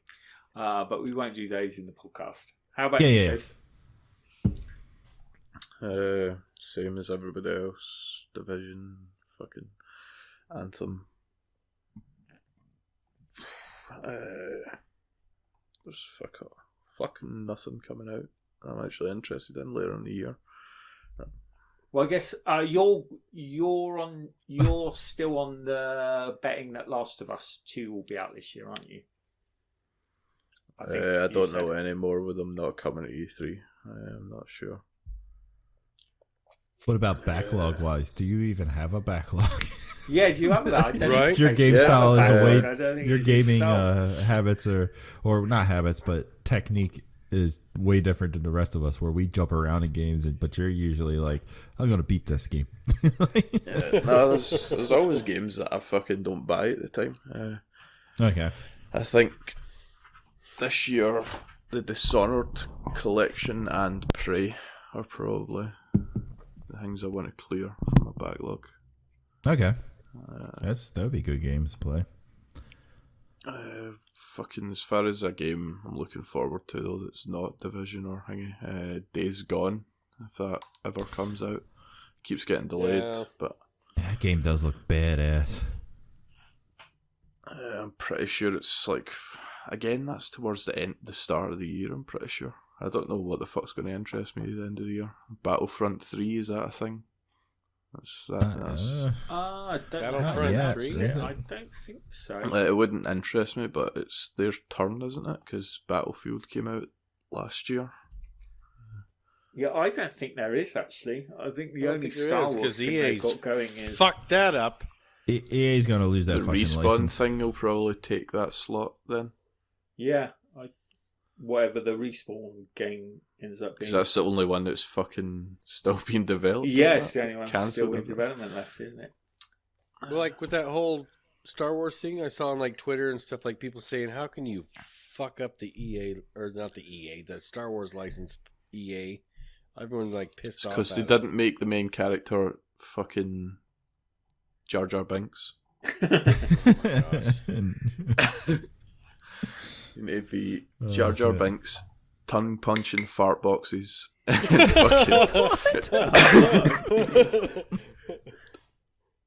my god! All right, I think it's time. I think with that, it's time to move on to the next question. Hey, Ethanol said he's concerned that no one said Crackdown 3. I think we've all forgot about that game. Yeah, is that a game coming out? I'm not really looking at it. It's not on top. Oh man, high on my list, but I will give it a try. All Hopefully, right. I'll be surprised. Yeah, hopefully. Or else Terry Crews will come into your house and beat the shit out of you. All right, next question comes from Goddammit Bob, and he wants to know, with the recent announcement of Metroid Prime 4 being scrapped to be developed by Metro instead, do you see that as a good thing? Would you be willing to wait a lot longer to possibly have a better finished product? Always. I'd rather wait and get a good product. Yeah. Yep. Yeah. I mean, if I was looking forward to the game, yeah, I would be disappointed at first, but then like I would get through my little bit of rage and then be like, well, if it's going to come out and be, you know, in better condition, then obviously something went wrong. You know what I mean? And that's the reason why it got canned. Yeah, I'd rather wait for a better product. I'd wait for a better product than having some shit show or whatever. Yep. Yeah. I mean, I think everybody's got that many games they could go back to. Like, there's not a need for a new game to come out. Yeah, exactly. Fucking incomplete. All right. Handsome. Cool. Next question. Next question comes from Milk. If you could play any esports game professionally, what game would it be? Farming Simulator. I think we should take this as, what one do you think you could maybe compete in, and what one do you wish you could compete in? Okay, we can do that. Compete in wise? Nothing. No, I'm going nothing. Nothing I would be good at. In all honesty, if I'm not drinking beer, probably Destiny Gambit mode. I do pretty good in that. But if I slightly get intoxicated, I totally fuck up everything. But isn't that us all? Yeah, but I'm saying like, if I was playing it professionally, I wouldn't be sitting on a stage pounding beers while playing it. So. See, like, if I was playing professionally, I would maybe ask to put in my contract and to have like 3 or 4 beers to hit that peak level, but then no more. See, I can't do 3 or 4. There's like a point I hit where I'm better than when I'm sober, but then I rapidly go downhill after that. It's like where you hit that spot where you get super focused, but it's like you're focused, but your hand-eye coordination hasn't gone away. You don't hesitate, sort of thing. Yeah.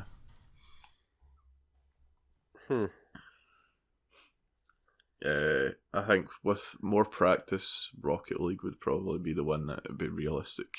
Yeah, I trying could to see compete that. in anyway. Yeah, I see that. And one that I wish I could compete in. I forgot to do that one. Fuck.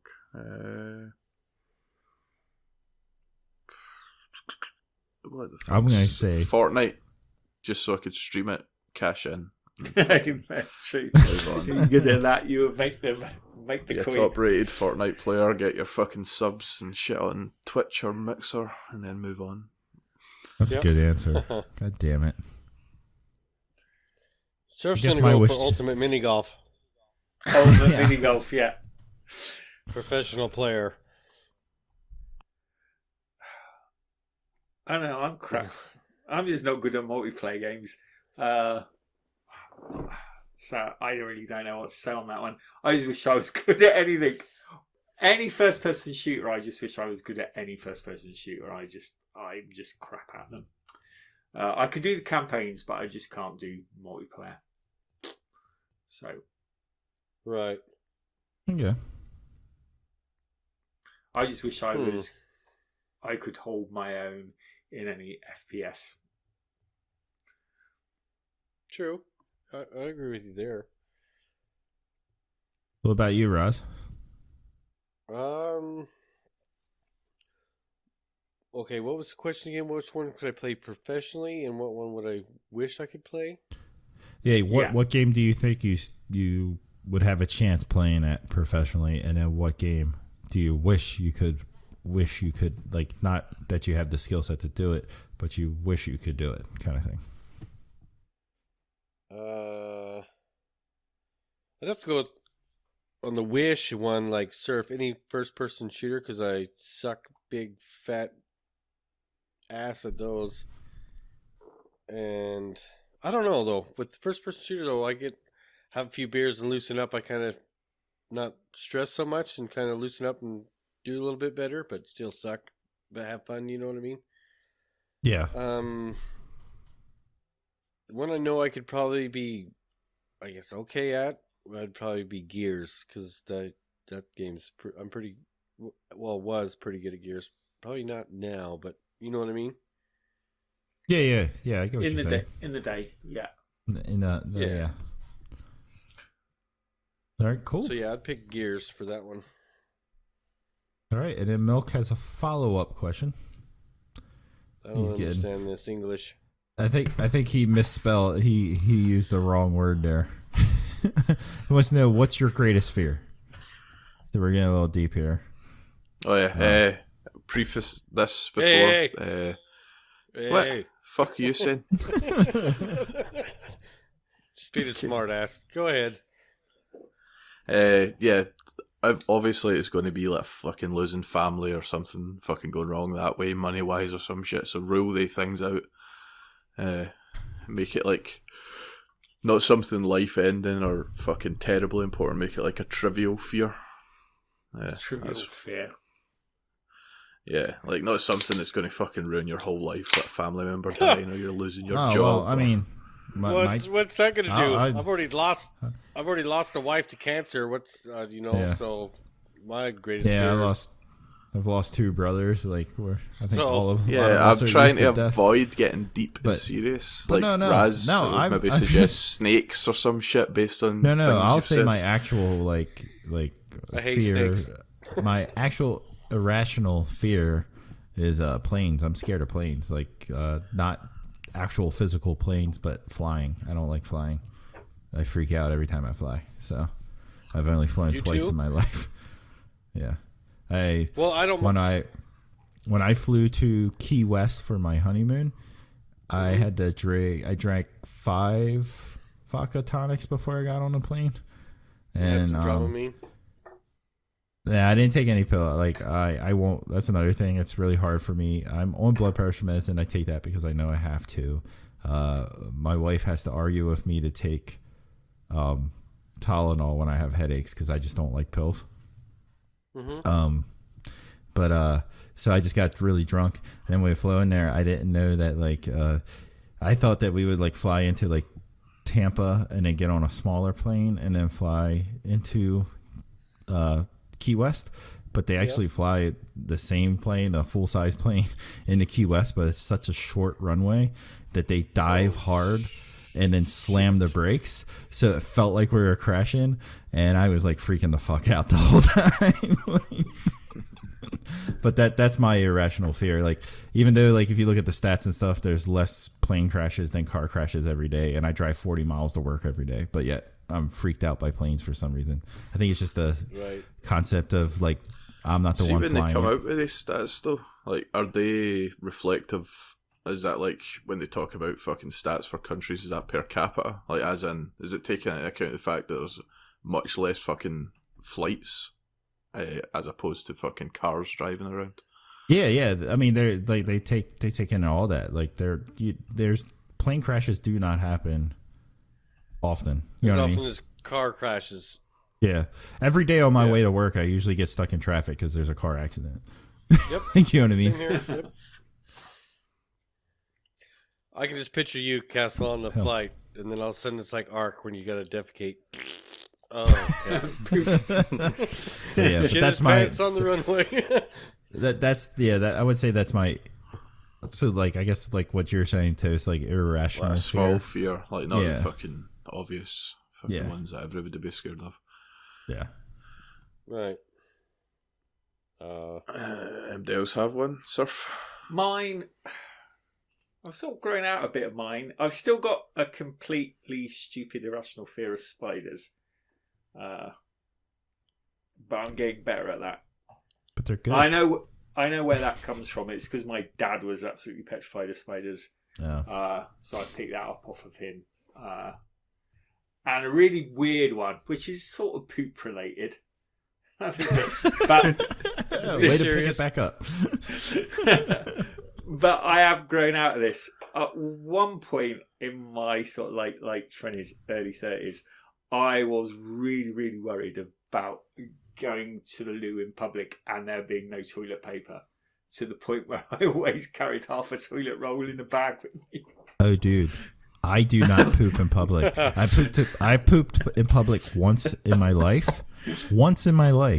And it happened. When I say public, it means not home, not at work. Like at work, I go to where all the lawyers sit, and I use their bathrooms because they're really clean and nice. But like, I only had pooped once in public, and it was in Ocean City, Maryland. I was wasted at this place called the Purple Moose, and I had ate crabs all day and drank beer all day, and it was just like, okay, I'm gonna shit myself. I have no choice. And no lie, guys, I go in, the toilet is fucking disgusting. I do the whole Jim Carrey thing from like The Mask, like throw all this fucking toilet paper all over it, and then I shit, and it's like the worst smelling shit I ever shat, because like I was just eating crabs and drinking beer all day, and then when I go out, I was thinking there was no one in there, and there's a guy washing his hands. He turns around and he's missing a fucking eye. Oh jeez. Oh my god. I came out and I said to my friends, I was like, never again. I'll never shit in public again. Oh my god. Oh damn. I feel you on that. Jesus. Wow. So there we go. Who's got? Yep. You Tell probably us know about more you. about us than you ever wanted to. Mine's is slightly different.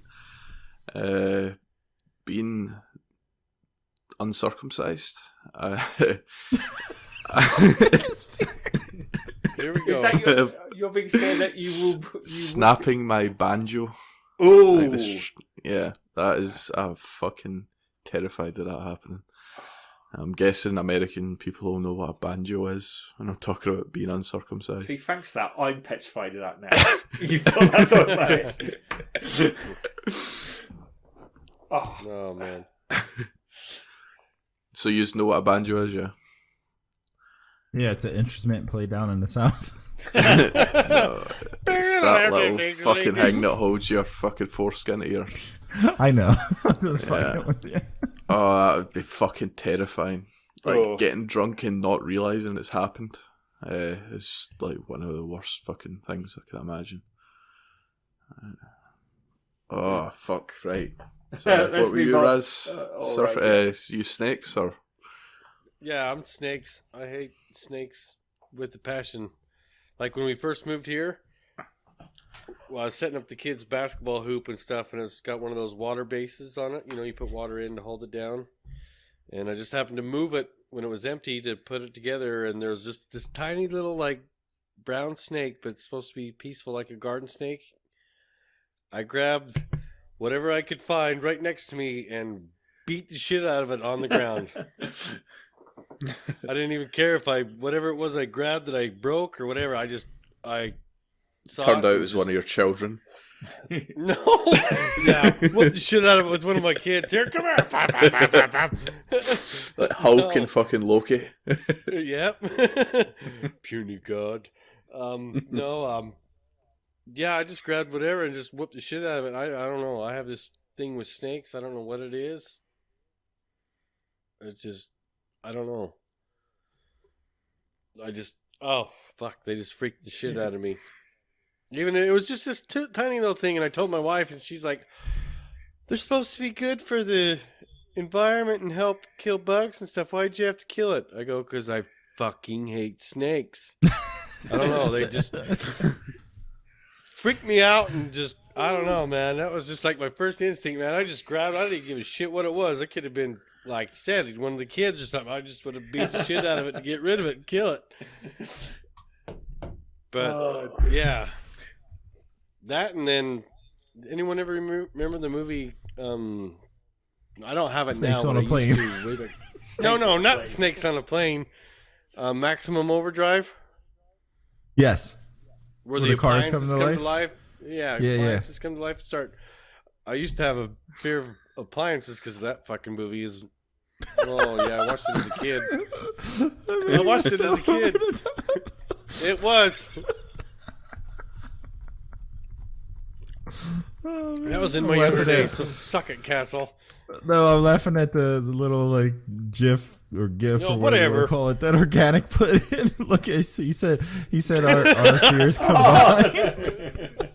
toilet paper and a snake. For audio listeners, it's a guy opening a bathroom door, and it's a fucking like boa with a toilet, like a thing of toilet paper in the center of it, wrapped around a toilet. In a public toilet. Yeah, I would have shit my pants in there. Well, not in there, but I wouldn't have been in there shitting. But that looked like a house. Yeah, right. That was probably somebody's Oh cat. shit! All right. We'll move on to the next question, which comes from Organic. He wants to know what has been your God damn it, what has been your longest drought from video games? He wants to add in that this was probably about a year ago when he figured out what the P and the V was all about. Or no, it was about a year, not a year ago. A year ago? He has a kid, so he definitely figured about the P and V before that. Over a year ago. I think my biggest drought was I think about a year. I think like when I first moved out of my parents and stuff, I was partying so much that like my video game time was very low. Like I was just more so focused on getting drunk, partying, and trying to put the P in the V. What about you, Raz? I'd have to say my longest drought would probably be about 3 years. Yeah, probably about 3 years. Damn. Like 3 years, because like I used to play up until like I met my first wife, and then met her, and then we was all hanging out, you know, and doing all our thing. And then after she died, that's when I got back into video games and sucked into it all. So yeah, we were together for 4 years total. So yeah, 4 years was really away from video games. Played it here and there, but not like I do now, or you know. Yeah. Yep. Surf, what about you? Probably about the same as Raz. Probably maybe a bit longer. I think probably about 5 or 6 years. Early 40s, I just stopped playing altogether. Sort of like 40 to 45. I think I just didn't play games at all. I didn't have a console. I didn't have PC powerful enough to play anything at the time. I just stopped. I'm not sure why, thinking about it back then. I think you just sort of stopped playing. Sorry, I was laughing. Organics. Giving you a suggestion. When it's sorry, man. Fuck you.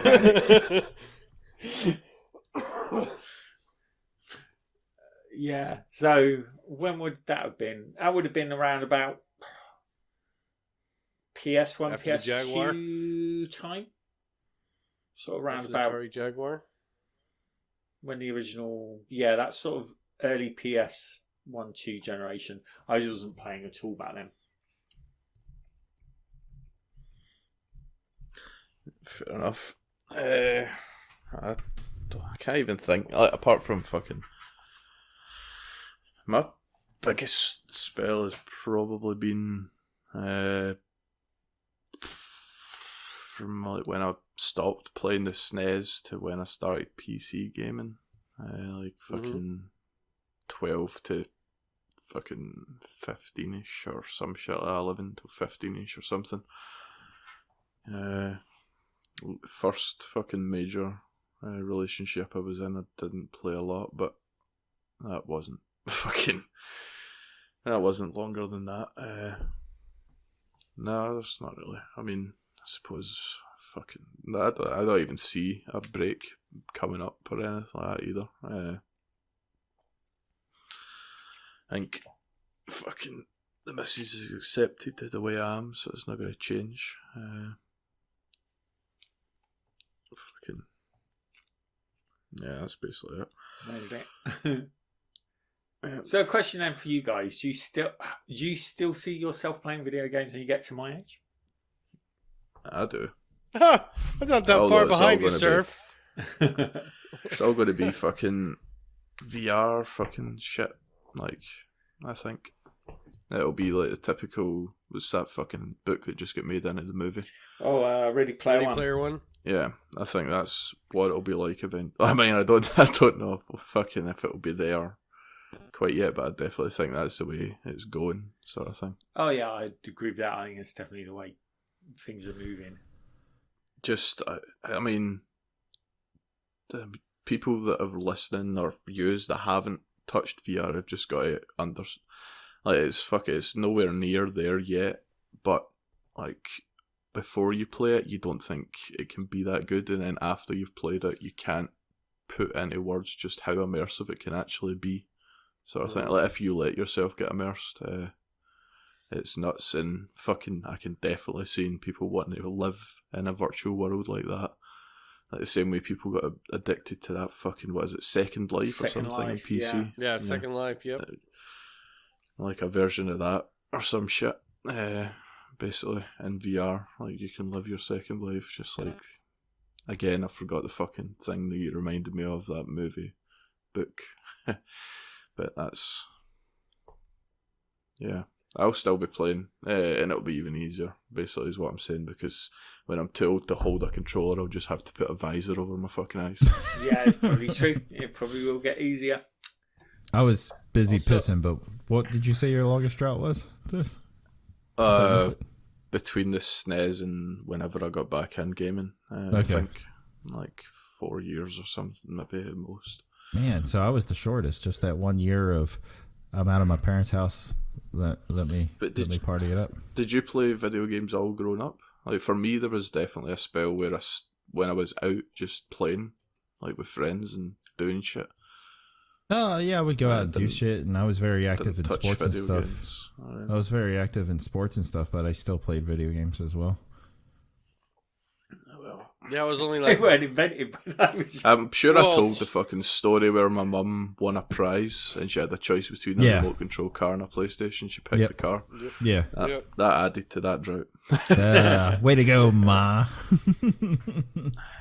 Yeah, when I was a kid, we only played games really when it was like a rainy day or something, or like a lazy weekend. But most of the time we was outside playing, and you know what I mean?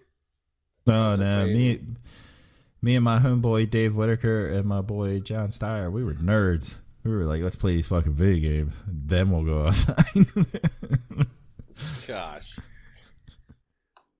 Well, we used to like play video games during most of the day, then go skateboarding, and then get drunk. That was like pretty much my daily routine from 14 till like 23. Very nice. But to answer your question, sir, I'll be playing till I'm 6 feet under. Yeah, I just don't see myself stopping either. No. Actually, what are you going to do with your kid in games? Are you going to try and introduce him to older stuff, or are you going to get him on the most modern shit when he can do it? Like, you're going to make him play Mario Castle? We could give him a good mix. Like, definitely let him play the modern stuff, because that's what he's probably going to be into anyway, but introduce him to the stuff that I was into as well. See, like, when he's really young, though, I think you would do the retro stuff when they're too young to fucking know about the other stuff that's available. That's what I did. Yeah. Because otherwise they're just going to turn around and go, that's not what my friends are playing, fuck you, I want to play this. Or, like, fucking, what is this, Mario? What does this look like? Why do I have to hold a controller, Dad? Why is it not in my fucking eyeballs getting scanned into my brain? That sort of thing. He already figured out how to turn my Xbox on, and he already figured out how to get the Netflix on the fucking TV. So, fucking crazy. Like, he knows what button hits Netflix because he's obsessed with Lilo and Stitch. Even though, like, we only let him watch like 15 minutes an entire day of anything, and that's in like spurts, right? Because he's so young. But Christ, I was like, man, I already see it. Like, man, like, just being in front of a screen so fucking addicting, and it's kind of scary. You know what I mean? But like you said, like, I think when he's younger, it'll be easier to get him into the retro stuff than when he becomes like a preteen or a teenager. Like, the retro stuff's probably gonna be boring. You know what I mean? I just can't fucking get my head around the fact that retro stuff for people nowadays is going to be Fortnite. Yeah, it will be. Yeah, it's nuts. It's nuts.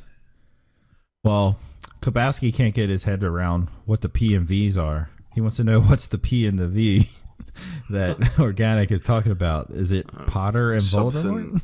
Shine. Have a talk with your fucking yeah. You got birds and bees. Talk with your son. Yeah. Good hell. All right, next serious question comes from Organic, and he wants to know, what was the scariest moment you experienced in a game? And what is the best food to construct a house out of? That's two separate questions. Yeah, that's two separate questions. Scariest moment you experienced in a game?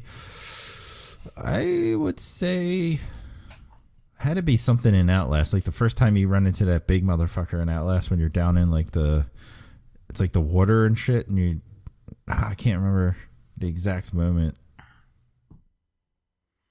And see, for me, it's Outlast, but it was even before that. You know how when you first climb up into the building, and you end up opening a door and a corpse falls. Just as you creak open the door, a corpse falls past it. That was the first thing that fucking really got me in a game. That was a really good jump scare. Yeah. Ross, Surf, you guys got any moments? Yeah, well, we was talking about this today. There's a lot in Resident Evil 1 and 2 that got my ass. The most one I remember the most of that made me actually like throw the controller down and jump back from the TV was on. Remember the game Dino Crisis? No, you guys probably don't remember the game, you young bastards. Well, anyway, there's this one part where you're walking down this corridor of the house, and this, like, I think it was 1 or 2 raptors jumped through the window, and it just freaked the shit out of me because I was playing with the lights out and all that stuff, and I just threw the controller down, jumped back from the TV, and I was like, "Oh, that's it, I'm done for a minute," and took off running. I'm done. That was my biggest. Had a dire bear. I didn't have a dire bear back then to kill a raptor, jackass. Oh, gosh.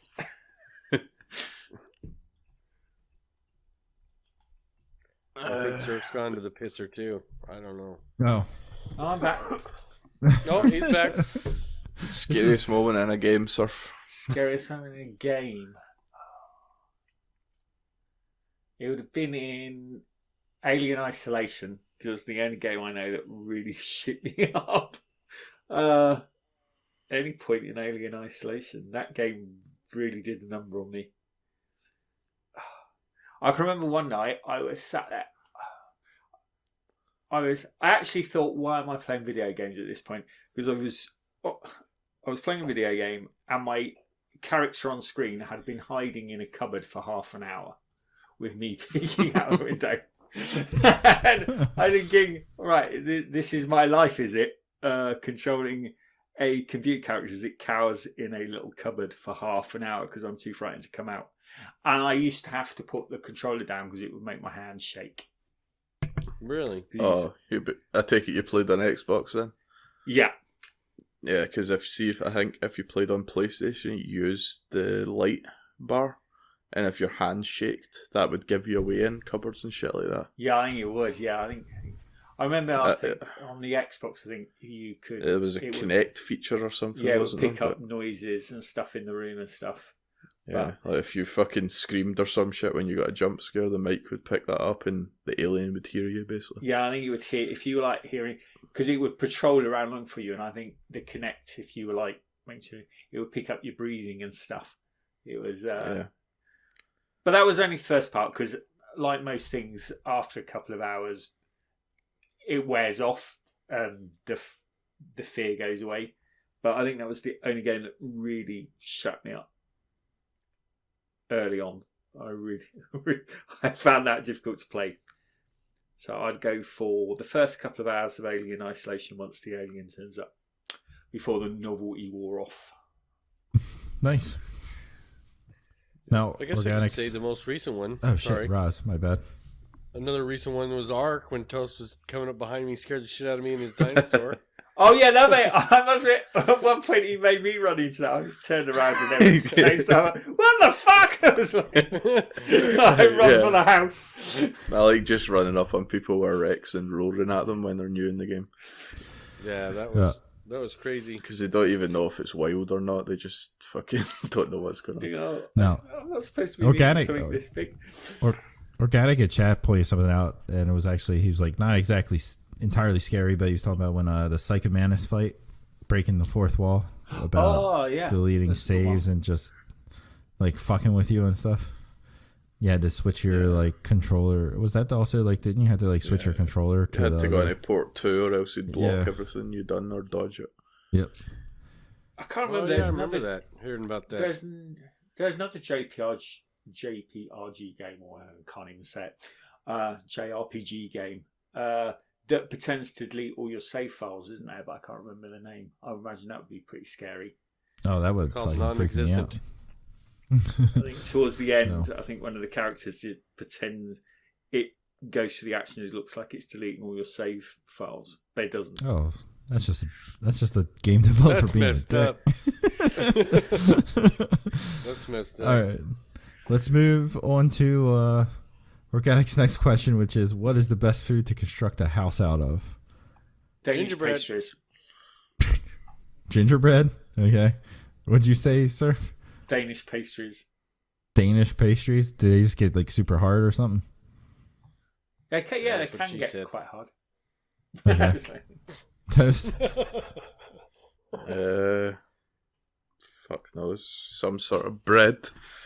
So that like when it goes stale, it gets harder. Yeah, Danish pastry. Sourdough. Yeah. Yeah, sourdough bread does get pretty hard. French bread. That chicken. I was thinking honey, if it was possible, because honey like crystallizes. Oh, okay. Yeah, but that takes a long time, so that might not work out well. Never thought of building a house out of food, though. No, not macaroni milk. Wrong. Maybe uncooked pasta could be okay, I guess. Yeah, uncooked pasta. But you just like kick it and it snap. Yeah, but if you make the walls thick as fuck. That's true. Yeah. All right. Next question comes from Kabas. Wolf. Yeah, the big bad wolf. Blow your pasta down. It's ham. Next question from fuck him. Next question comes from Kabowski. He wants to know, to the last game you played, what is one major thing you'd want changed on it? Well, last game I tried to play was Anthem. I wish I could get into it. Same here. I think that's the consensus. Oh, fuck it. I'm just taking shots. I've not played enough of Resident Evil to answer on that, so I'm going to do Ark before Raz has a chance to answer and say the sun glare. Oh, that sun glare does suck in that game. That's a pain in the ass, yeah. And not even just fucking the weather effects in general, because when you're out in the rain, you can't see a fucking thing either. It's bullshit. I've noticed sometimes like the rain is not so bad, but other times it's like you can't see shit. Yeah. Is that like, is there different levels of effects of the rain, Toast, so you can fuck if I know settings? I'm going to have to look into the settings and see if I can just block rain altogether. But I can't, because then the fucking Animals plants that I've got out for defense. Animals don't drink water, dickhead. Yeah, they do. No, they fucking don't. They have a little water thing on them, don't they? I drink water. No. You drink water. I'm an animal. The animals don't. Whatever. So what about you, man? I'm taking my bear for a swim thinking it needs a drink of water. Jesus Christ. It's got an oxygen level. It doesn't have a... What about you, sir? What would I change? Last game I played Deus Ex. What would I change? Something. I suppose probably the same thing I'd change in most games. Just head bob making your motions. Yeah, that's annoying, but I don't get that in Deus Ex. That's just seems to be my problem. The one thing I hate in big open world games, and they still don't seem to have cracked it, is if you wander around long enough, you realise that all the NPCs are just saying the same things over and over again. Oh, okay. I gotcha. You know, it's just like if you're wandering around and you hear people overhear conversations, you just realise after a while that there's only about 8 conversations going on and everyone just keeps saying the same things. Yep. Yeah. Yeah, and then I'll give an honest answer for this. I would say Destiny 2 is probably what I played last, and what I would change would not have to go to the Traveler or Tower, whatever you want to call it, to turn in engrams. Like, just do it from the menu, so you don't have to fucking go back there, turn in engrams to be able to level up, and then go back and go to another destination. You can just pop in there, and yeah, I would say I would change that on that. All right, our last community question comes from Milk. And he says, this is a question about a community member. He wants to know, what do you guys think the last 3 searches in organic search history are? Well, we already know he searched snakes pooping in public. So that's one. Probably something about O.J. Simpson, because that's his profile pic right now. How to Photoshop the perfect dick. There you go. That's probably in there.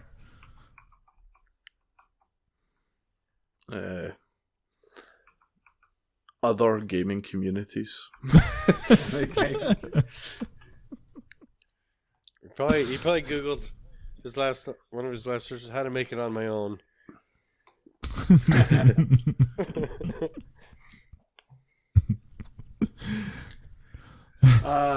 I really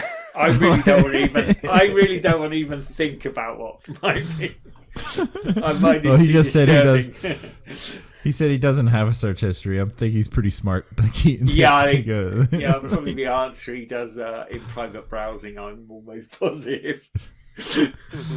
Oh shit. Well, that will do it for our community questions. We are now going to jump into our Game Pass Game Club. We've been playing Sunset Overdrive, which is a fantastic game. And, man, why can't I talk? Who knows? So if you're new to the podcast, we already done this before for 2 other games, right? Or 3 games. 3 games. What it is, it's pretty much a book club for the Game Pass. We pick a game out of Game Pass, we play it, we reach to a certain point, and then we talk about it. And we're doing every 2 weeks for this specific game, which is Sunset Overdrive. And I'm just gonna say right off the bat, I remembered enjoying this game at launch, and going back and playing it again, it's still fun as hell. The controls are very great. Like, I don't know, I just think it's a smooth ass game. It's a shit ton of fun, and the sense of humor in it is fantastic, and I'm enjoying replaying it. What about you guys? Yeah, it's fucking great. I think you can see, like, it's the people that made Spider-Man. You can see that was a step for them to get to Spider-Man. I've basically played Spider-Man. Yeah, well, fuck you. Have. No, like, if you have played Spider-Man, you can definitely see that's like the whole fucking try to move in a big open world, even some bits of the humour and the art sort of style and all that shit. It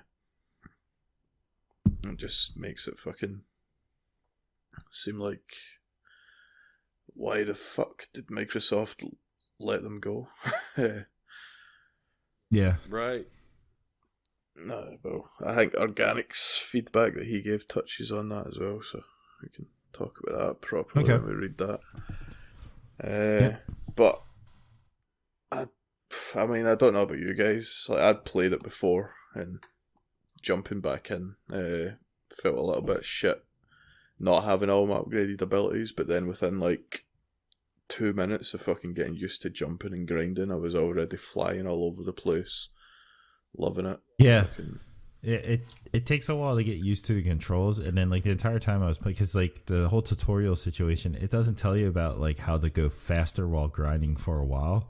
And I was sitting there and I'm going, I'm pretty sure I remember this game being a lot faster. And my guy's just like slowly grinding on stuff, and I'm like, this is so fucking slow. And then like it pops up like, hey, you can go faster by holding an RB, and I'm like, finally.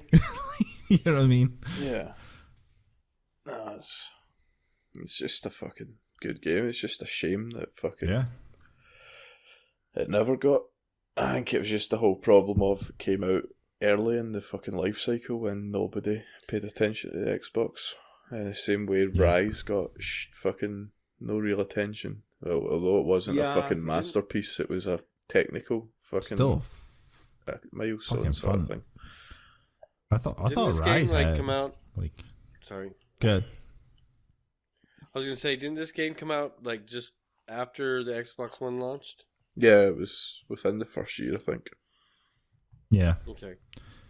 It was one like Rise and this, and they only had like 3 exclusives that year. It was probably a Forza game. Dead Rising 3, I think, was Dead Rising 3 and then Forza. Rise. I think Sunset Overdrive come out after the others, but yeah, I think it was about the first year or so. And of course, it was that time when Microsoft wasn't spending money on games. Yeah. So they had a game, but they didn't push it or anything. So now, Surf, you played it before, right? Yeah, full disclosure here, I completed it and I haven't restarted it. I just found a website that tells you what order to play the missions, and I'm just replaying them. Oh, okay. So right, replaying them with your abilities, so. Yeah, with my abilities, so it's been a bit easier. Although the one thing that I found really annoying is, I think it's about the only game I've come across where it lists all the bloody missions in alphabetical order. You just can't get down the list. That's fucking stupid. It is. So I had to find a website that listed like a Let's Play website so I could figure out what order to play the missions in. Organic said it was a year after the launch, so it must have been like the next fucking holiday window that it came out in. Yeah. Yeah. Oh, okay. Now it's interesting that you brought that up, Surf. One thing I did find an issue with the game was that there was no like restart, like start new game option. Like you had to go into manage game, delete, and make sure you delete it like every file, even off the cloud, in order to start a new character. Like you couldn't just start a new game, which was kind of an annoyance. And I went back, and there were like forums from back when this came out, and people were bitching about it. So it's just like, but I guess at the same time, if Microsoft wasn't giving them the support and push that they wanted, like why fix it? You know, like. Well, I think I think that was more of a design of how they imagined the Xbox being at the beginning, wasn't it? Because I think I still hate that the way that you don't go back to a menu to exit. You just, with that game, you just go to the home screen.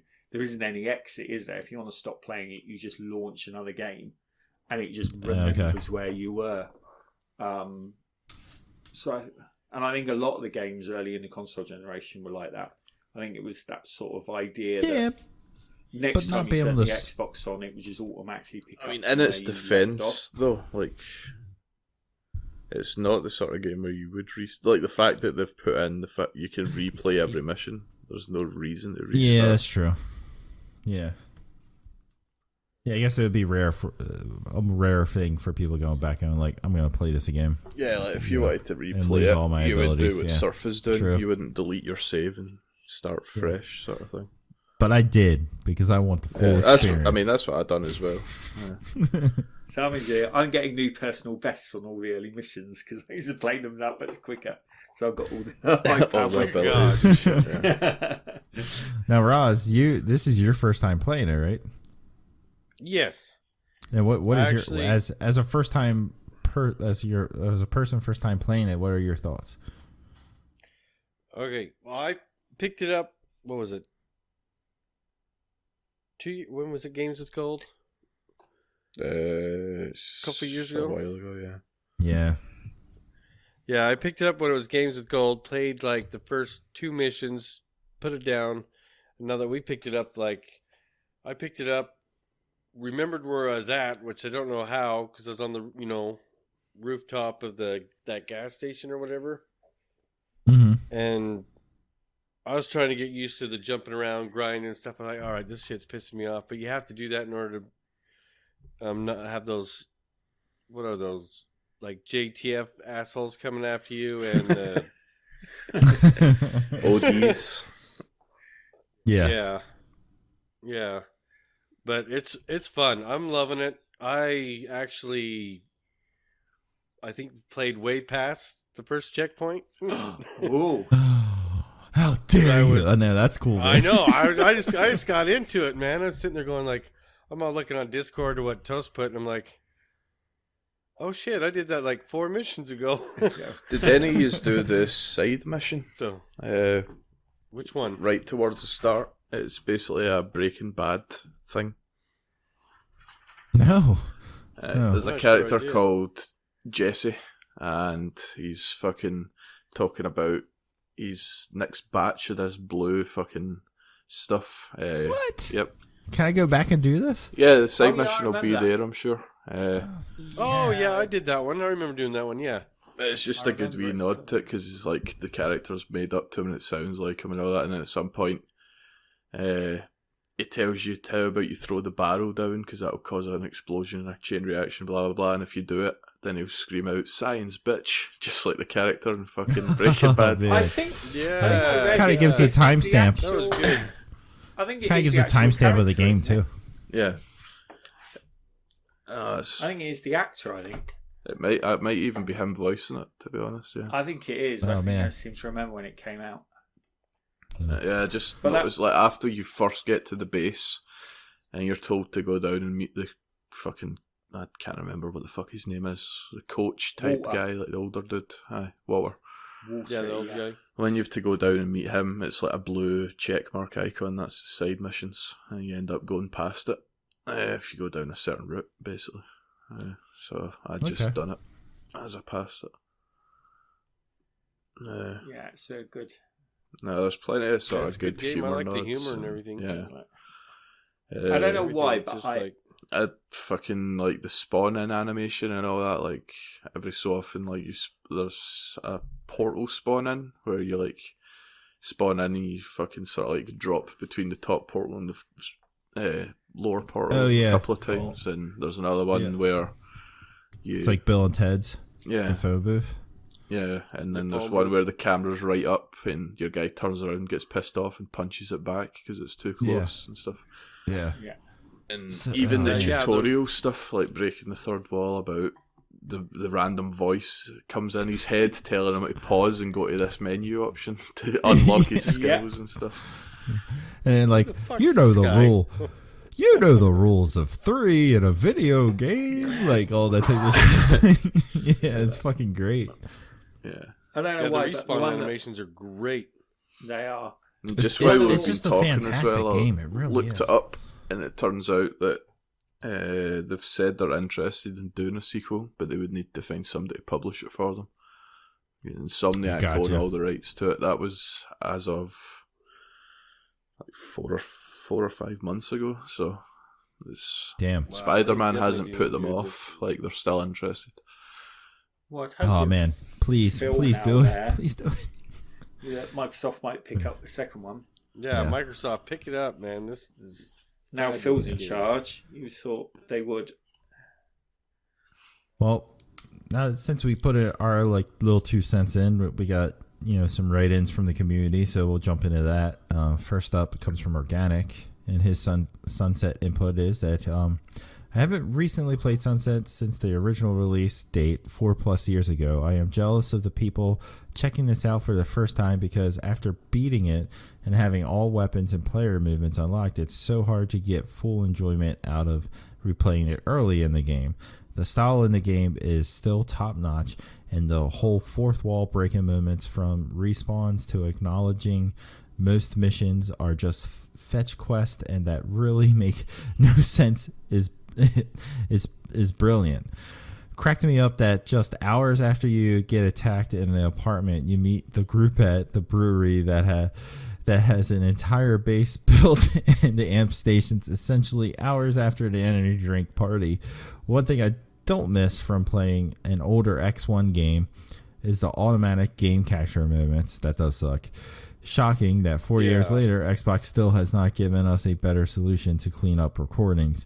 This game deserves an X-enhanced version, and it's a shame that we will probably never get that never get that and a sequel. If they released this while Game Pass was a thing, I really think we would have had a sequel. Another casualty of the original Xbox One reveal. A lot of good statements in there, and I agree with all of it. Yep. I think for me, the full stuff is my favourite. The fourth wall is the best part about that. It really does. Yeah. I know. After I did some missions and stuff, and I caught that there was also some like game clip recorded. I'm like, what the fuck? Yeah, shit's annoying. It's like 8 game clips or something you end up with after that shit, or 6 at least. Yeah. I remember hating it. You know what the worst game with that was Madden, because it was like anytime someone got a touchdown, and for me, it was every time I threw a fucking interception, I'd be like, "Why are you recording?" It'd be like a pick six, and then it'd be like, "I don't want people seeing that." The thing is, like the last mission that we done this time, like rescuing the dog, I just loved the whole conversation he's got going on with the geeky guys, like. Oh no, the dog's dead. Like, let's just fail this mission and move on. He's just trying to get out of it. Heck yeah. I still think my favourite line is when the dog comes out and then goes back in the kennel and he just goes, "What the fucking fuck?" I also like how right at the start of the game he's like, "What the fuck is going on?" And then he's swearing all sorts, and then after that cutscene it pops up with the tooltip saying, "If you want to turn the language off, you need to go into this menu." Yeah. And then also with the dog mission, it was a really cool mechanic where you had to keep shooting its toy to keep it moving, but it would also fuck up anything, fuck up anything that's within that circle. Just such a well thought out. I don't know. This game is fucking fantastic. I can't say anything bad about it besides. Yeah, when you got back to that little Chuck E. Cheese or whatever the hell you want to call it. Yeah. Where all those guys were, and douchebags are. Yeah, you had to blow up all those mutants and stuff with the dog. I just sat there and kept shooting in the same spot. I'm like, this is so fucking cool. This is my blow the shit up. Toast it. That dog is I'm happy. That dog is the OP weapon of that game. That's a game where you can explode shit though, Ras. That's fine. Oh, dude. Yeah. This is built for us. The what? The little teddy bear dynamite cannon? No, this game is just about fucking everything up. Yeah. Even the weapon choices are all pretty cool. Like the first thing you get is a flaming compensator, which is just a big shotgun with 2 balls at the bottom. Yeah. And then I had because I've got the complete edition thing, I had a bunch of extra weapons, but I think you've got the disc thing is a normal weapon that you get. I think I think that's the second one you get, the vinyl launcher thing. Yeah, you just launch these records at people and they bounce between the enemies, sort of thing. And then you just get a basic handgun and I think one more weapon. The Dirty unlock. Harry, man. Yeah. The Dirty Harry. It's just the best 6-shooter. Well, one of the best combos in the game that they show to you right away is using your penis shotgun with the fire ability attached to it. Yeah. Set something on fire and then shoot it with the Dirty Harry, because if you're close enough to Dirty Harry, it will do a shit ton of damage while someone's on fire. Yeah. What is it? The last thing you get when you first find that geek's the TNT Teddy launcher. Yeah, on the Oh yeah, the Teddy launcher is fucking awesome. Teddy launcher is badass. Yeah, but even when you get that, the guy's like, I don't know what you should do right now, and then the game's like, you should build a weapon, and you fucking go down and you open this case and it's dynamite, a teddy, a fan or some shit, and something else, and he's like, where the fuck was this train going to deliver this? Yeah. It's fucking. I can't even remember what the joke was, but something about fucking. So many of that. Arming kids. Yeah. Fucking. Basically. The jokes are fantastic. The sense of humor is amazing. It makes you want to keep playing the game too, because your character talking and his or her fucking sense of humor just makes you want to keep playing the game. You know what I mean? Yeah. And I like the fact that the missions are all fairly short. Yeah. Yeah. So you always feel you can out. just quickly throw another one in, because I know it's only going to be about 5 or 10 minutes. Mm-hmm. All right, next community map. Oh, go, Roz. Oh, I just like when you some of those. I can't remember the name of them. What are they? The JTF guys. The OD. The OD. What, the monsters. OD when you. Yeah, no, not the monsters. the little. Oh, the scabs. Yeah, scabs. Yeah. Those guys. When you like go and buy those guys, and they're just like saying random shit. Like this one time I was grinding, and I think I recorded it or something. I was grinding, and this guy scab was walking, and then all of a sudden I shot him with the shotgun, and you hear him like, "Oh, fuck, that hurts," you know. And just, Yeah. the way they sound, and when they get hit and shot and stuff, it's fun. Just it makes you laugh. Yeah. Dialogue is fantastic in the game. It is perfect. God damn it, Bob chimed in, and he said, I would, sorry, I just burped while talking. I would say the people who were skeptical that Spider-Man 4 PS4 wasn't going to be a great Definity didn't play. What? I'm drunk. Sunset. You're drunk. Right, you want me to Would be great, definitely. All right, hold on. Oh, you start. Rewinding. I would say the people who were skeptical that Spider-Man PS4 wasn't going to be great definitely didn't play Sunset Overdrive. The game reminds me a lot of like old Tony Hawk games in terms of all the crazy shit that you can pull off and be rewarded for it. True. Rewarded for it, and having to always keep moving to keep combos going. Also, in terms of the easy to play, difficulty to master properties, those games would carry as well. I mean, yeah. I agree with everything he says there. Like, definitely the grinding and like constantly trying to like keep going kind of thing definitely has that Tony Hawk feel. Yeah. Yeah, I mean, you definitely cannot stand still. I like the way they force you to move. Yeah. Is the only way to build your combos and stuff, yeah.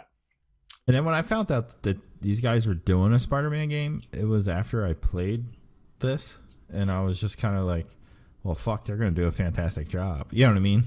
Yeah, like just the whole movement system makes you think they could pull it off. Like, yeah. Well, also, like, the sense of humor of the game, because Spider-Man himself is a wise ass. You know what I mean? Yeah. So, like, Spider-Man's the protagonist... He's not... Well, he's supposed to be witty and funny. If they fuck that up, fuck that PlayStation game. He's supposed to be witty and make jokes all the time. But not to the caliber of Deadpool. Punk ass. Yeah, exactly. So did you guys go for male or female characters? I went male. Male. Male, me too. I think. So, yeah, we don't know how the female actor does. Yeah, I've not heard the voice actor or anything like that. I assume we all have the same voice regardless of the builds we picked and stuff. Yeah, I guess the thinner guy and the bigger guy end up sounding I think Organic One is a female, so he can fill us in on how the voice actor is for the ladies. But he did mention in chat that as a female character, you can play the game in a bra and panties, and for some reason he thinks that wouldn't go over well nowadays. I'm a male character playing the game in a bra.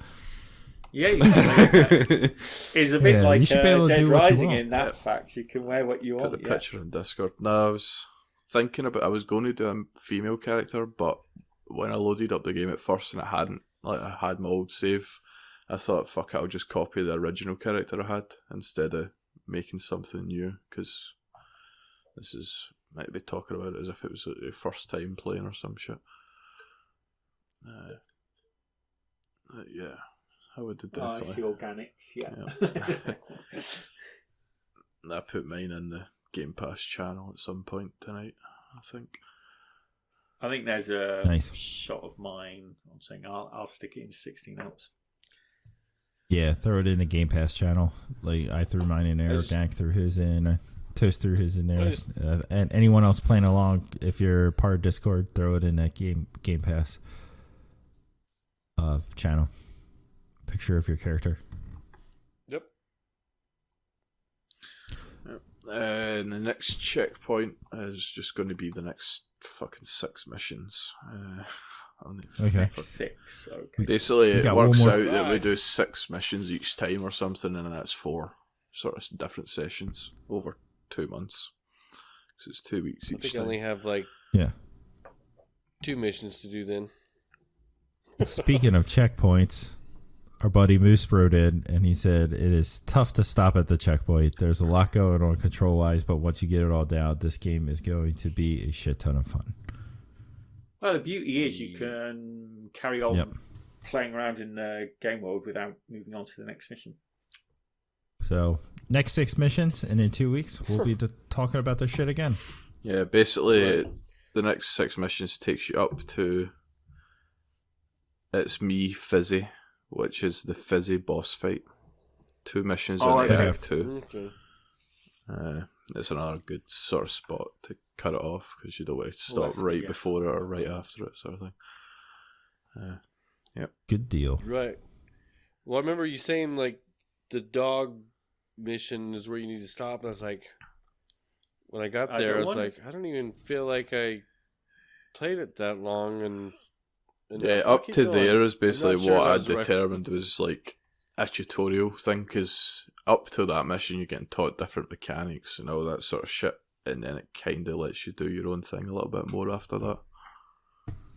There's the challenges scattered around the map are quite good fun if you just want to play, sort of like, I don't know, get so many kills, although they might not have unlocked yet.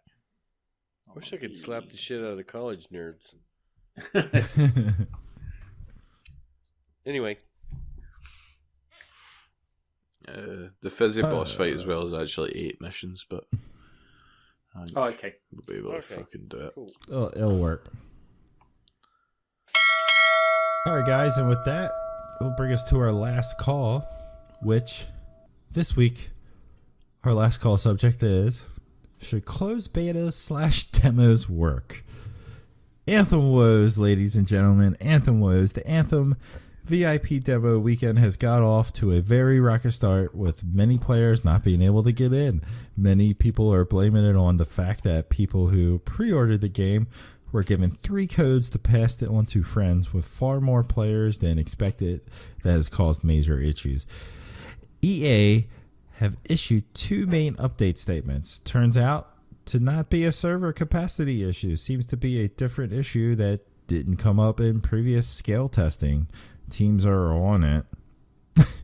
The main issue impacting the Anthem VIP demo on PC and PS4 has been resolved.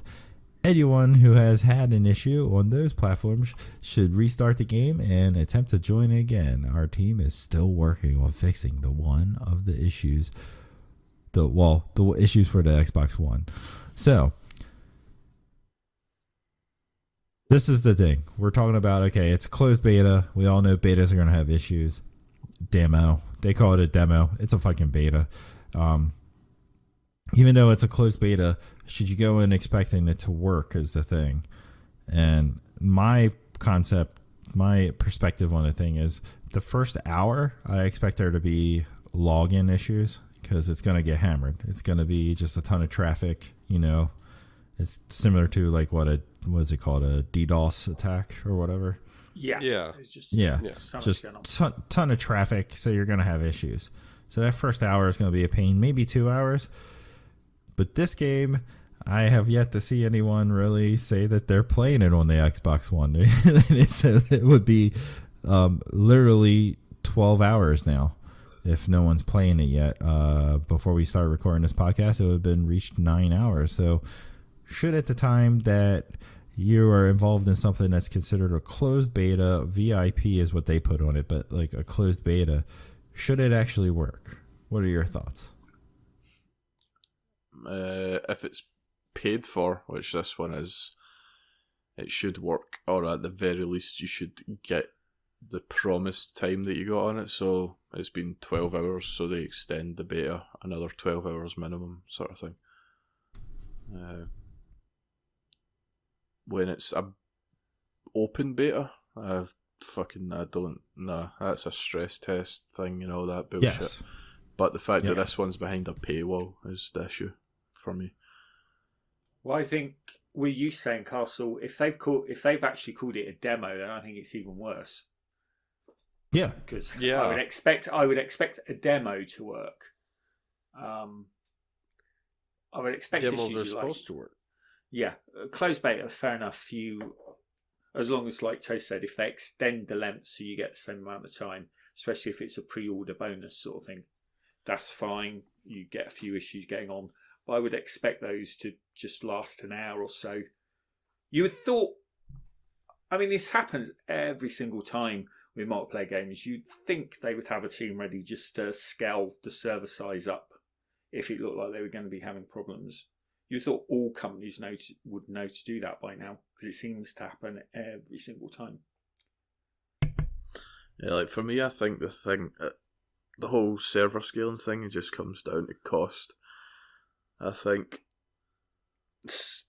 I've got no idea about the figures, but I'm guessing it costs so much more to put in the extra servers just for the first 10-hour rush or whatever the fuck it is the experience, or the first 24-hour rush when a game launches, as opposed to putting up with some bullshit and then just fucking when the numbers settle down and all that stuff and there's no more issues after the first day or the first few hours or whatever. Yeah, I suppose it's tough. I suppose they have to work it out, because I was reading a few articles that sort of said, I suppose they have to weigh it on how many people they're going to piss off. Because I read a few articles that sort of said some people have cancelled their pre-orders because they couldn't get on, which I think is a bit stupid. But I think you always run the risk of setting a bad precedence if people can't get on. It kicks off your game with a bit of bad taste in people's mouths. Yeah. And then, with me, with this, what pissed me off is Toast pointed out, this is people that pre-order are supposed to be able to access this, but you're giving out every person that gets into it, even if they have EA access, they give out 3 extra codes. You should be prepared for that. You should realize, okay, this many people have EA access, possibly are going to be interested into my game. They take that many people, times it by 3. You know what I mean? Yeah. Not only that, they know how many people have pre-ordered the fucking game, so they should know they're getting friend codes. EA Access is getting friend codes, so they should be ready to handle they don't know how many pre-order because they sell to the stores and then the stores make sales. You know what I mean? When you see sales reports, it's usually how many units were sold to stores, not how many they actually sold. You know what I mean? So they can't see that, but they know how many people are subscribing to EA Access and shit like that. If it's a fucking supposed VIP demo beta, whatever the fuck you want to call it, don't give out friendship invites. Codes. Yeah. Don't fucking do that. But if they would have called it just a closed beta for now, and then the open beta, in 2 weeks or a week or whatever, that's fine. But where you put it out as a demo is a actual part of a working fucking game. Yeah, I agree with that. Actual game. You called it a demo, you fucked yourselves. EA can suck a dick, in my opinion. You don't call a game a demo and then have a shit turnout, a shit launch like this for a demo weekend. You don't do that. Yeah. And then the one platform you can't get it right on is the one that puts you on your on their E3 stage. Yeah, Xbox got the market. Xbox got the marketing rights for Anthem. Yeah. So a couple hours ago, PC and the PS4 were able to get in, but they were we're still looking into the Xbox issue. It's damn. So I don't know. Organic said this segment is brought to you by Midol. Midol. Listen, I was just looking really forward to playing this game. If it wasn't called a demo, as you said, I wouldn't be as pissed.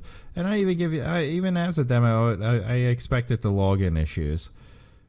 But fucking 5, 9 to 12 hours later, and you still haven't been able to resolve just letting people get in to test your servers, and doesn't give faith to the game later. You know what I mean?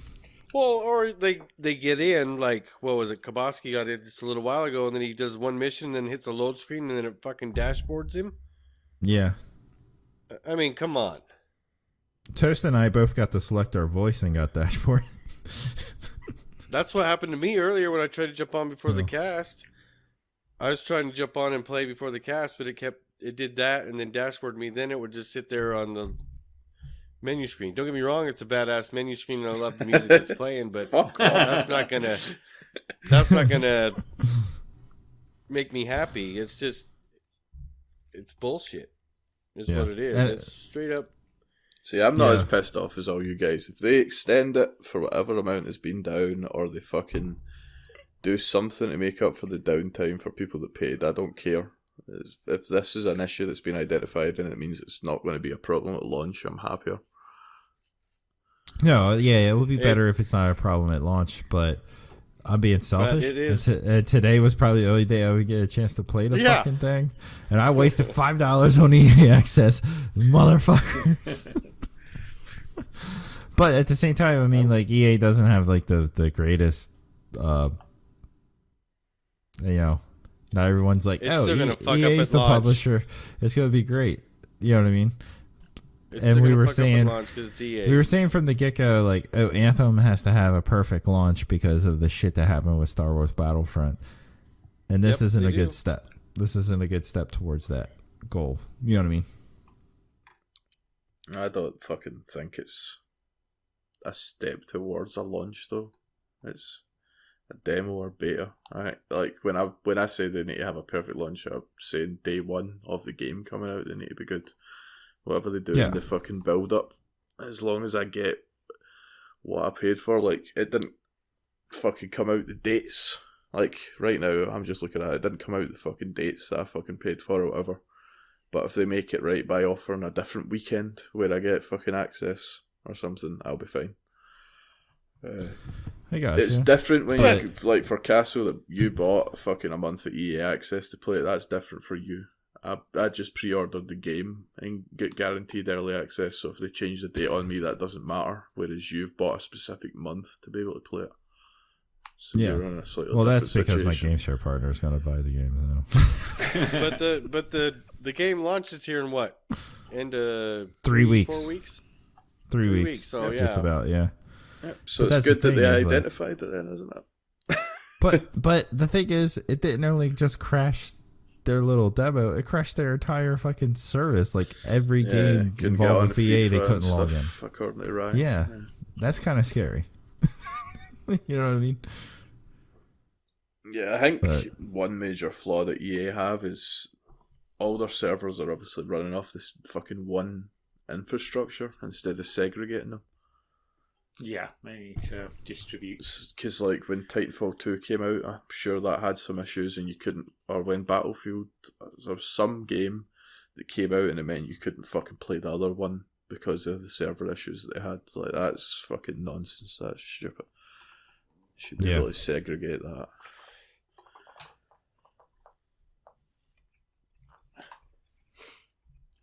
Well, for a last call topic, my opinion is that if you call it a demo, it has to work. It should work. This is obviously a beta. It's not a demo. They should never use that word. That's VIP just demo. That's the mistake they've made. They've called it a demo. If this was called a beta, it wouldn't be as bad.